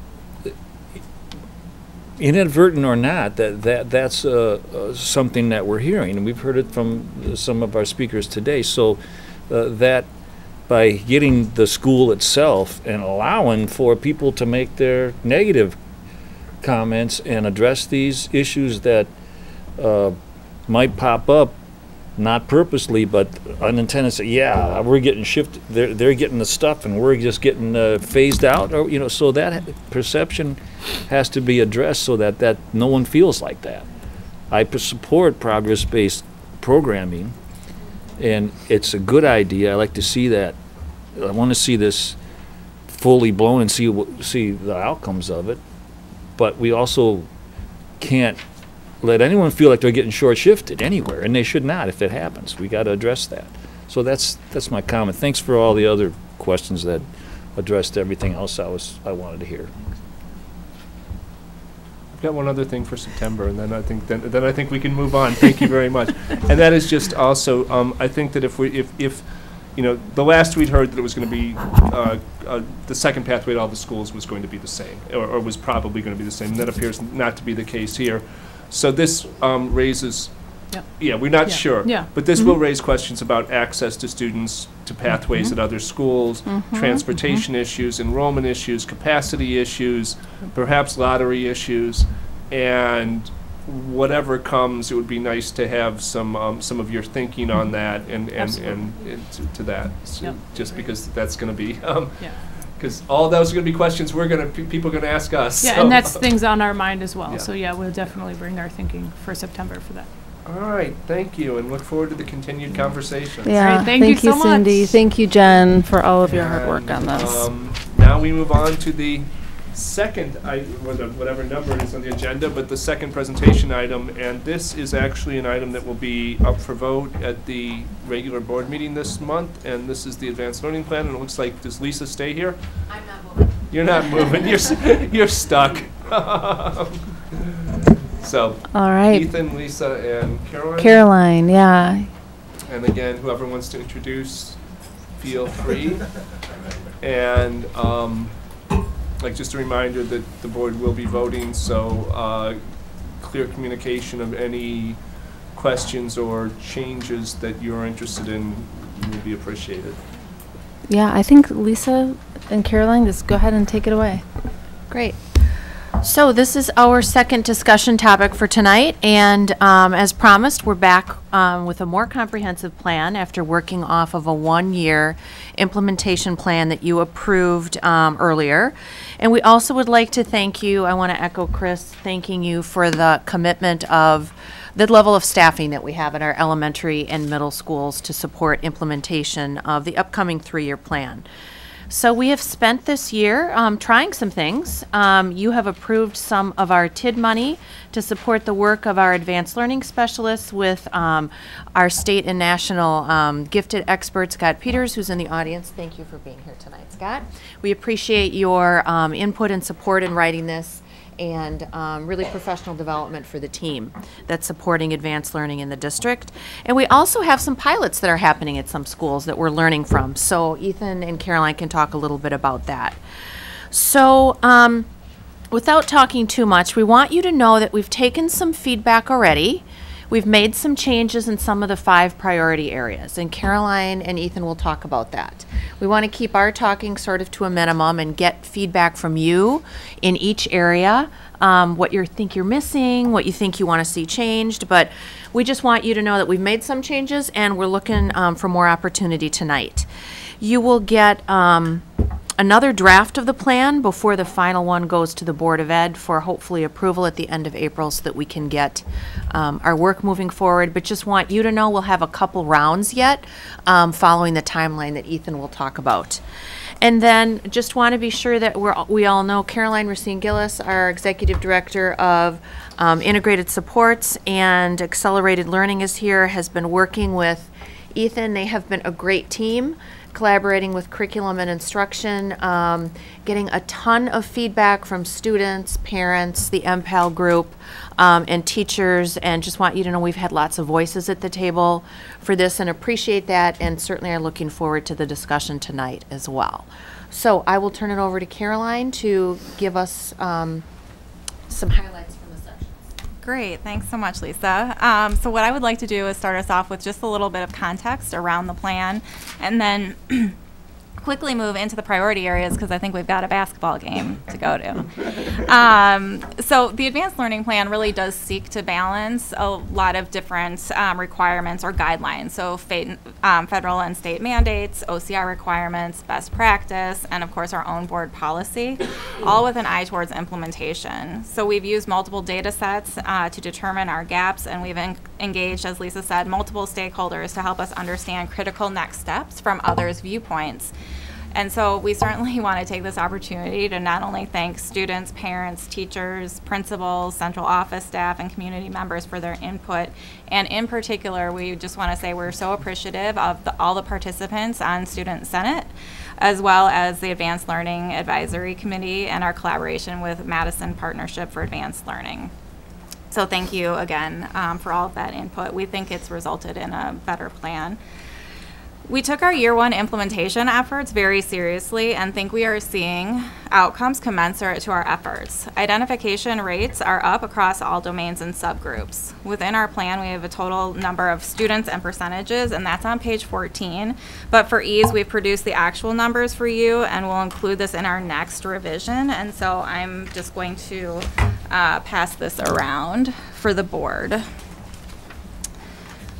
One of our changes in the plan that was initially drafted for you was providing an update of our data review section, which now includes a more global review, as well as our year 1 outcomes to date.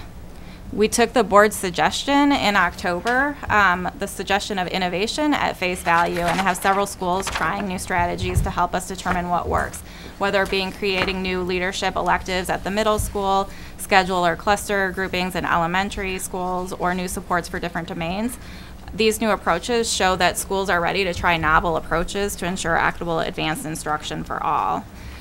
And just central to our approach is that we are really grounded in an inclusive school service delivery model, where core instruction is differentiated based on student need, and most students, including those students that we identify as having potential for advanced learning, will have their needs met through the collective advocacy of our staff in schools.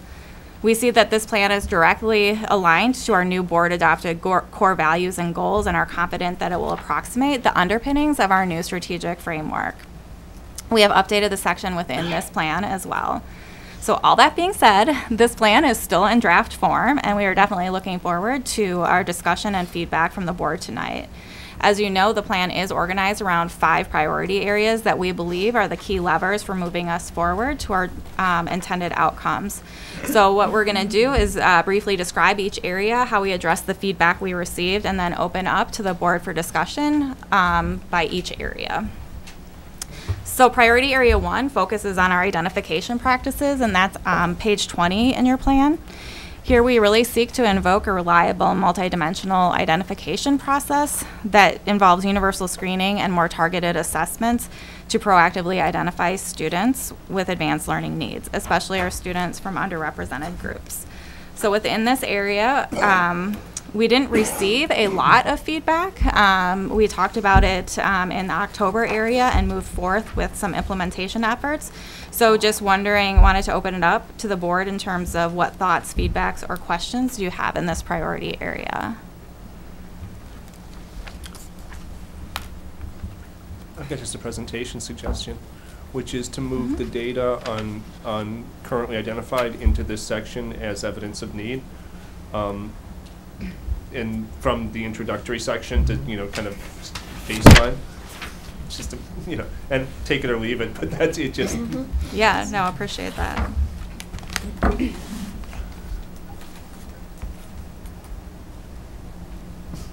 Going once, going twice.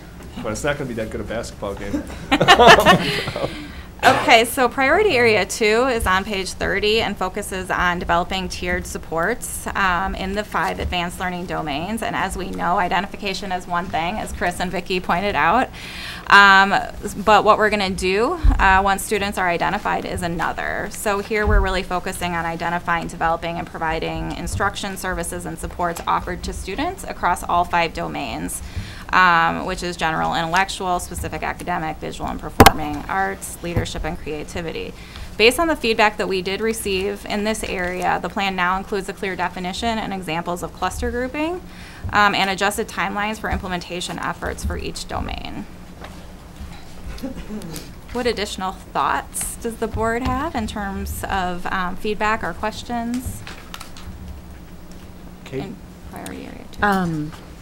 Okay, so I mean, this is the area that I have the most feedback. I think it's probably the area that there's the biggest gap between our aspiration to deliver kind of excellence for advanced learners and what the reality is in our schools, which in most cases right now is pretty haphazard.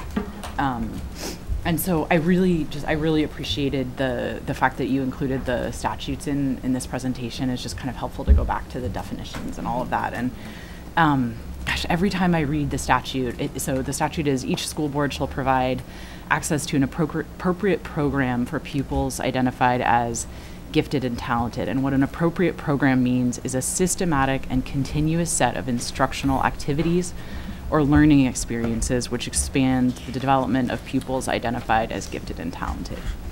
And I have to say, I just don't see a systematic set of instructional activities in what we are doing or what we're proposing doing.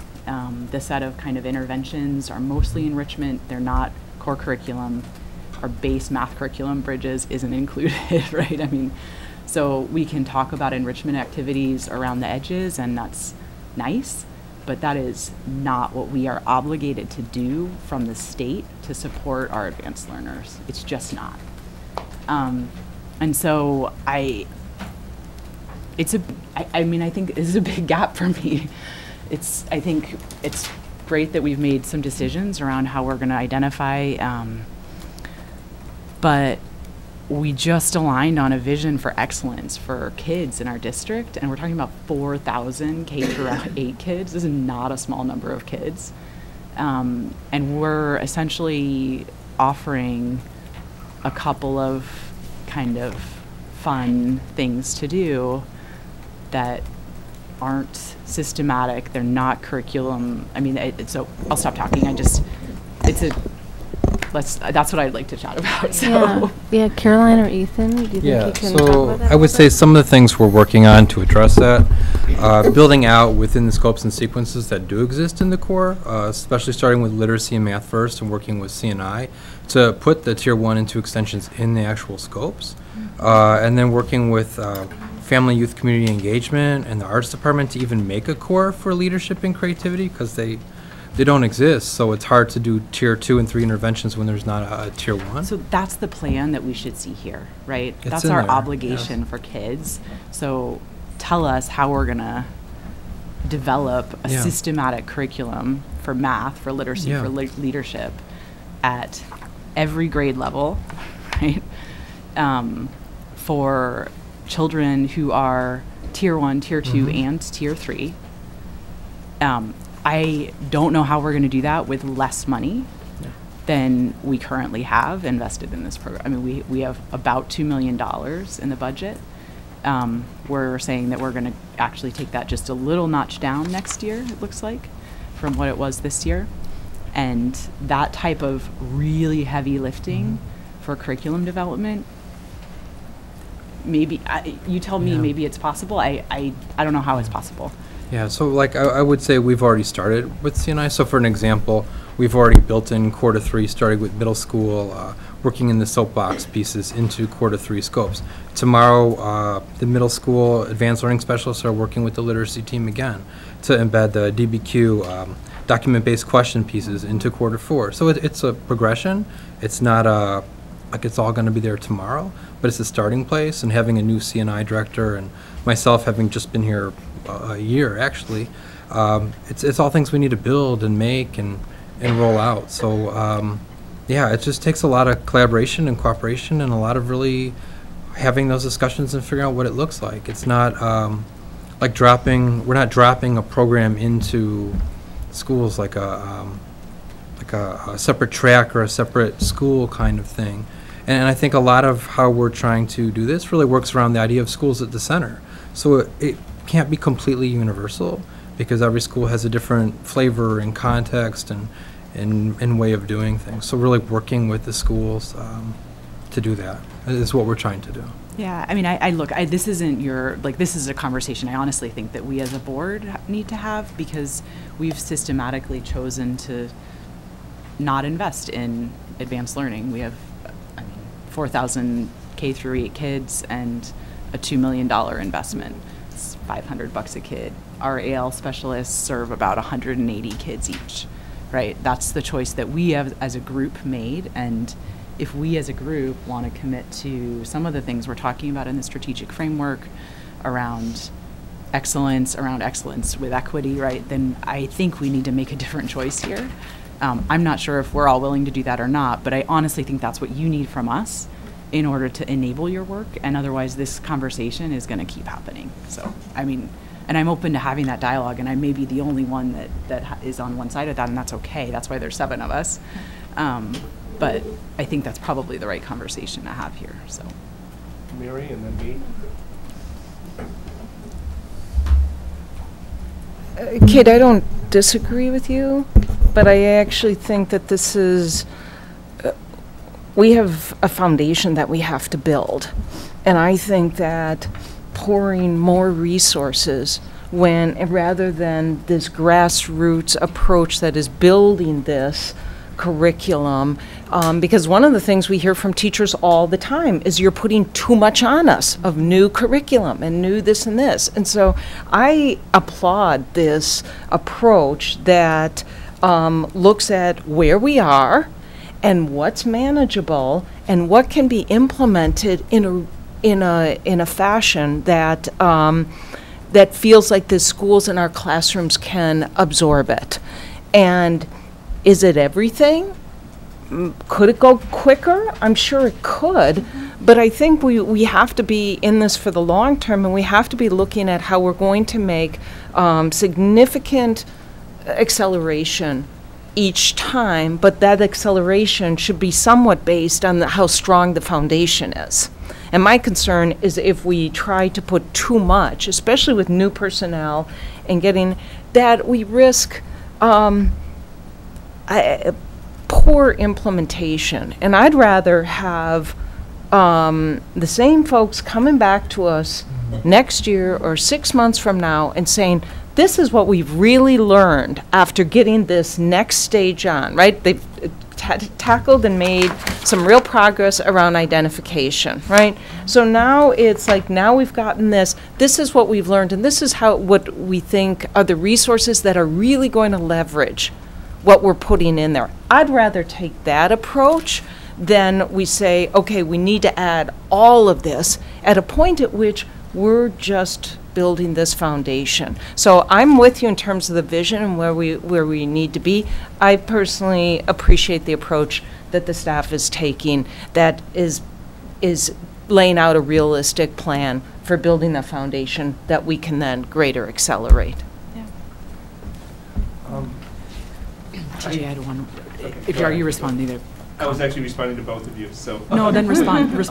I guess that one of the things I want to start by saying is that similar concerns and similar things, mine are focused more, when I divided them here on priority actions 3 and 5, which were the role of the advanced learning specialist. And in this work, and I think that this is and how that role is defined and prioritized and things like that. And I think that when we look at this, I also see when we talk about what kind of resources we're putting here and the work particularly in building out Tier 1 and Tier 2 and Tier 3 options is that when we look at the resources devoted to that this is a collaborative process between, one would hope, all the teachers in the school, certainly from many people in Doyle. Yeah. When Lori Fellens works to design the creativity work, that's not being billed to advanced learning, that's being billed to the arts. And so I think that we have to recognize that, and kind of this, and that's not to say that that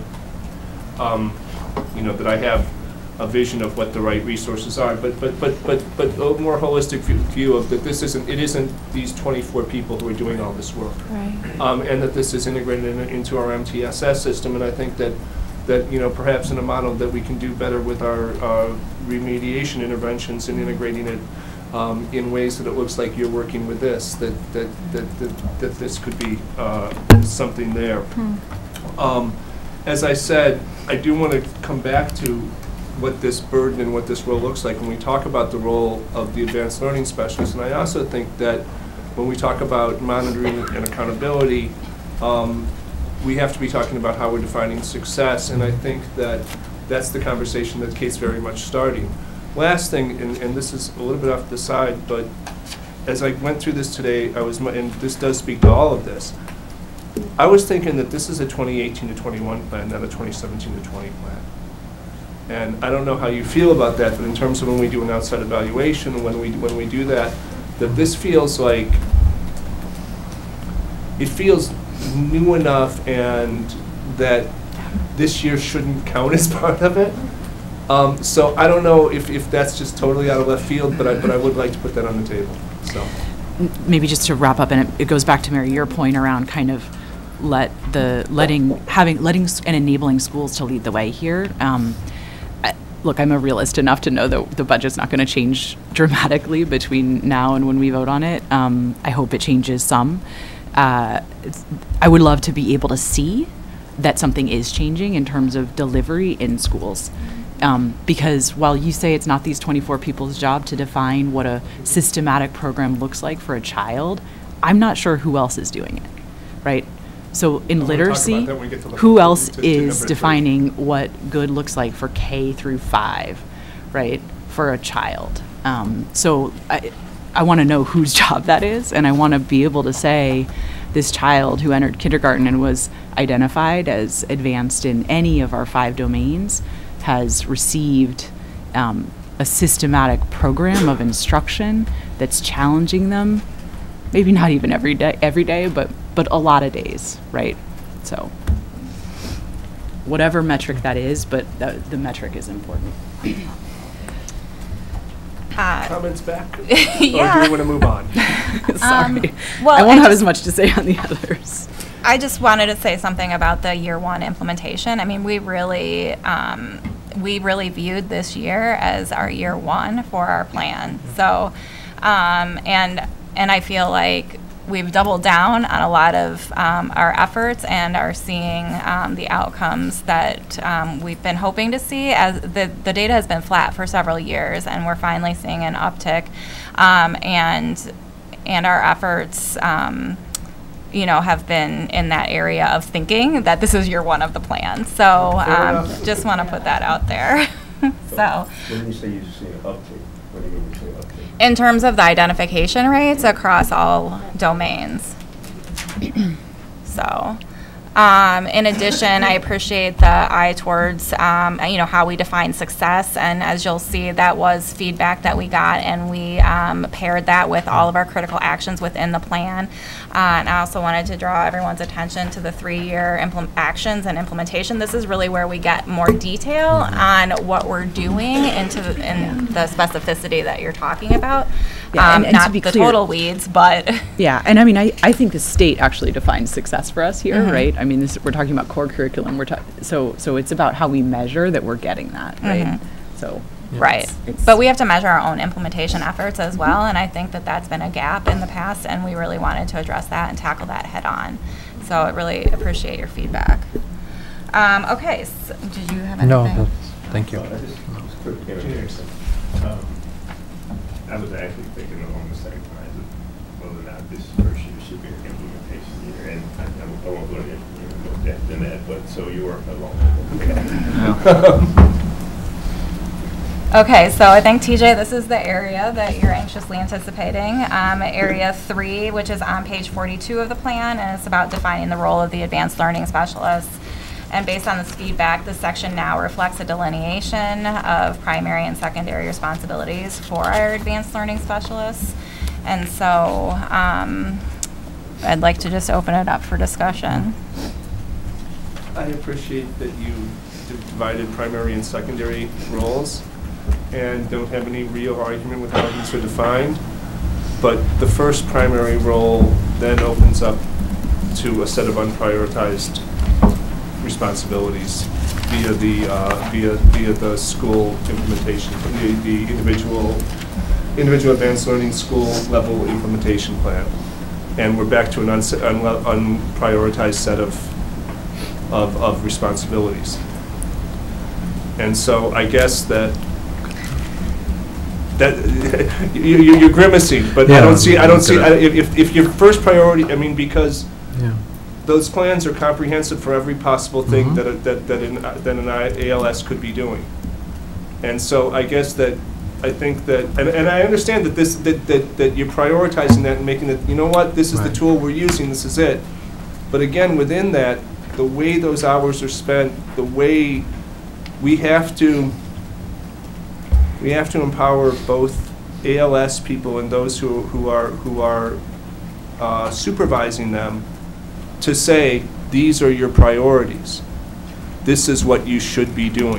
And I know this varies somewhat from school to school, and it must. But then, and you know, that's why I sent that email today asking, can I see that? And I looked and I said, oh, that's what I feared, is that again, you've got this, you know, it's, so, maybe we add something to that to say that the school level implementation plan, that, you know, step one of that is setting the priorities for the school.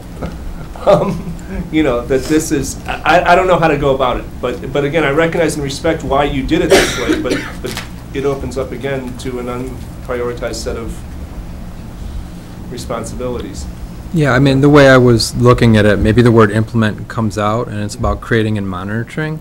Because simply we haven't had plans in years past, so just the fact that we even have a plan for each school and that the principal and the ALS and the teacher teams work collaboratively to have conversations about advanced learning that they've not had before, that's a priority to me. But I see what you're saying, like, if the implementing stays in there, that's 24 different things, so. Right. I understand that too.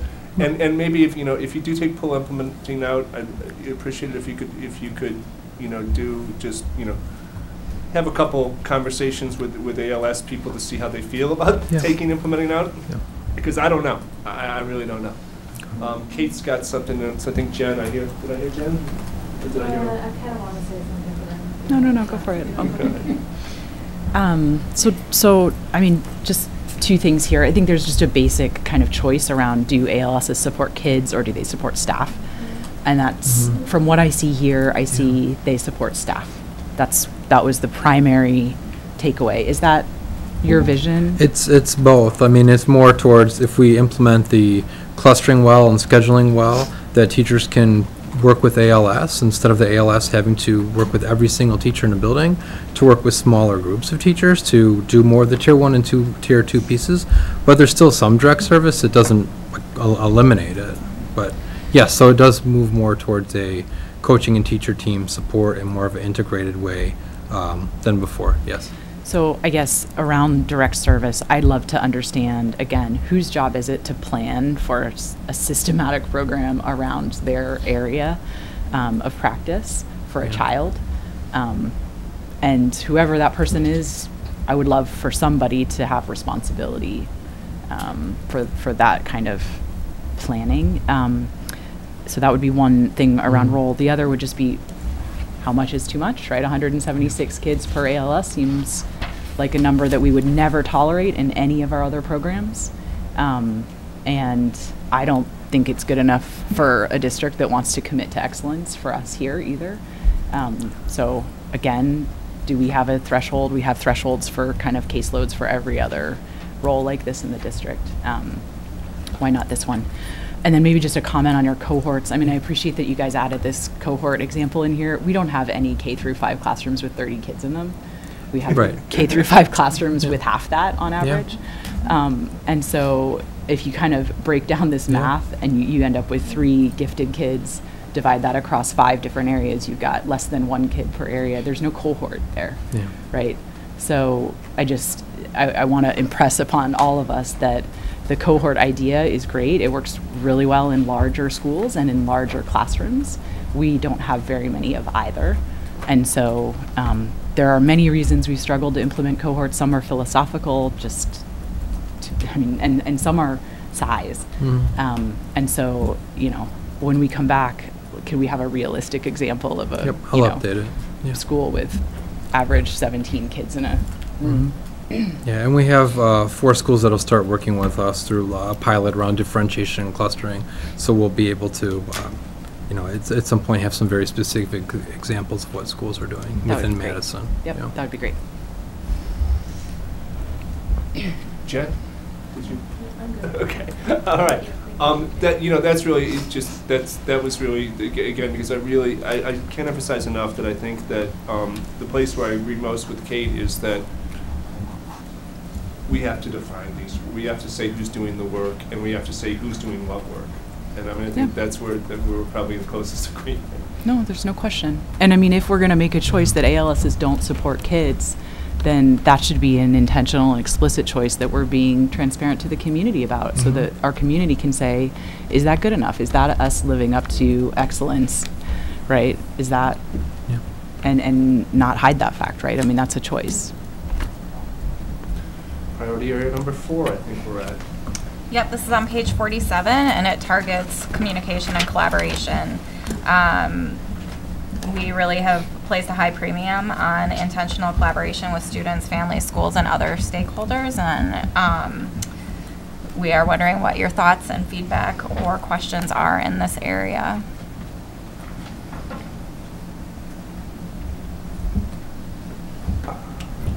Just quickly, in the outreach strategies for the groups that you've identified to develop outreach strategies, what's kind of the thinking behind not including the Office of Student Services? We've talked with them around the BEP implementation, but not, I guess, necessarily around outreach. We can, we should. That's a good point.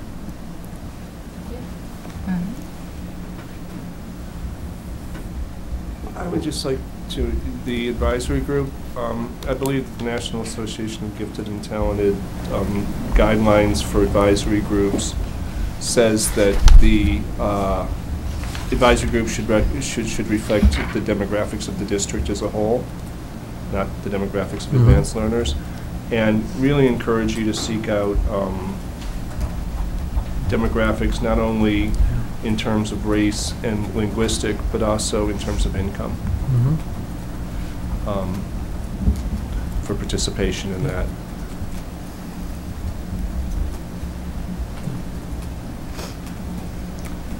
Number 5. So that is monitoring and accountability systems, which addresses our implementation efforts both at the school as well as the district level. And based on feedback, we sought to tighten up how we'll monitor and evaluate both identification as well as service delivery for students with advanced learning needs, which again also speaks to concerns that you guys have spoken about as well as Vicki and Chris's comments tonight.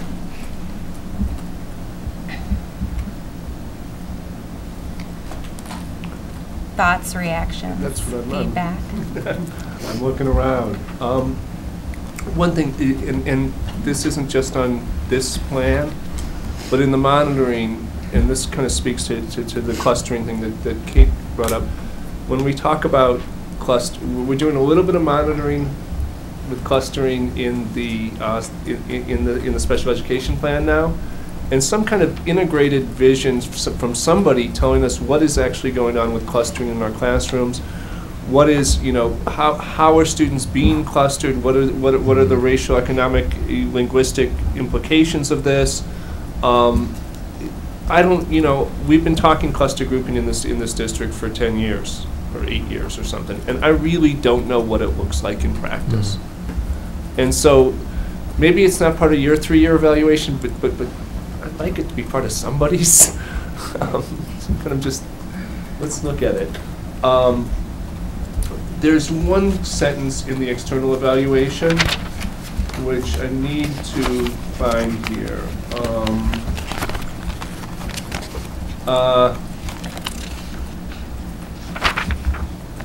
It says, the next full external evaluation should occur during the 2019-20 school year, and the focus on the successful implementation and results of the plan, focusing on both identification and service delivery, not the results of the student group referenced. That last clause. That was in the plan, the last couple of plans, I just kept the language. Okay. I'm not married to the language, we just kept what was there. We just set goals for, we just set goals and metrics, But I right? think that having them, two things. Number one is that the last external evaluation did do a separate student progress-based assessment. Our team disagreed with the value of that, but it was nice actually to have someone else look at student progress from an external. That's why we do external things.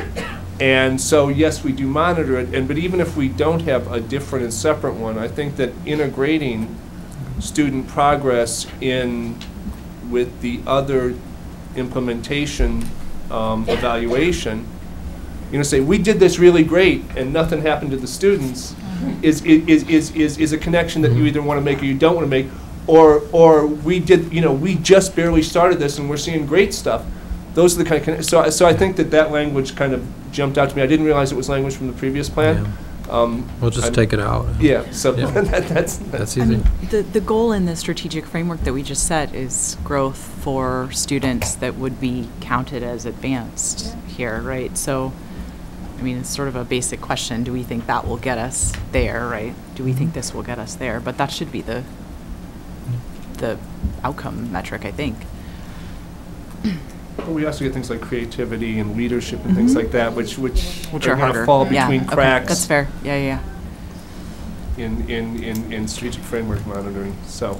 Yeah. Anna. Sorry, I just have a question that I'm just wondering, because you mentioned the pilots that are going out, and then I was thinking about how our students, especially K through 5, getting any direct teaching instruction through the advanced learning specialist. And when looking at any of those pilots, have you looked at any ways in which you would have your ALS person who kind of sits above like an educational assistant who could be providing some of that instruction while they oversee those folks as a way of getting more instructions to kids? Is there anything out there? Yeah, so I think a couple things. So as far as the clustering pilots, those are starting later this month. The pilots that we have going on right now are the leadership and creativity type ones. So those are more things like, and some of them are from classroom teachers and some are from the ALS working with classroom teachers. We have a Model UN that started at Hamilton, a composting one, stop motion, peer mentoring where the ALS is very involved, STEAM Makerspace, a March Book Madness thing where she's involved too. So there are some where they're very involved and some where it's more of a teacher. As far as going back to actual like Tier 1 and 2 interventions, there are ALSs that are working with kids right now doing, you know, whether it's math groups or the NaNoWriMo or the Yahara writing or doing iReady instruction. So there is still plenty of it, yes.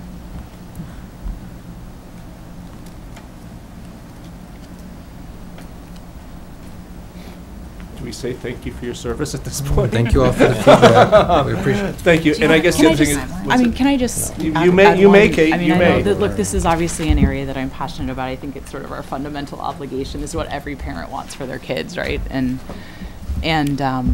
it feels like we are constraining our thinking here, right? We came back with the same number of staff, the same budget.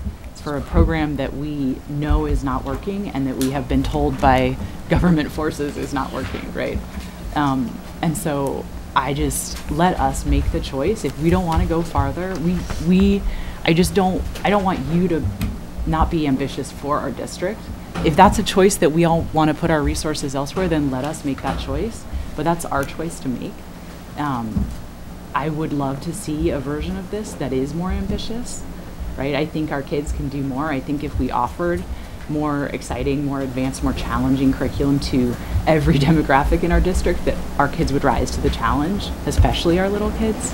And so, look, like that's not an easy choice, but that's part of our job. So I would just love when you come back to see something that is more aspirational about what our kids could do and what our district could do. And if it's not something we can do, then that's the dialogue that we should have, so. I really appreciate the push, Kate. Very much so. Thank you. And a reminder to both board and public that this will be voted on at the end of this month. And if you have suggestions and revisions, comments and questions, the sooner the better, so that people have a time to get a draft back out to both the board and the public in time to consider it. So that said, thank you again, and I will entertain a motion to adjourn. Second. Laura, your advisory. Aye. All in favor? Aye. Aye. Okay.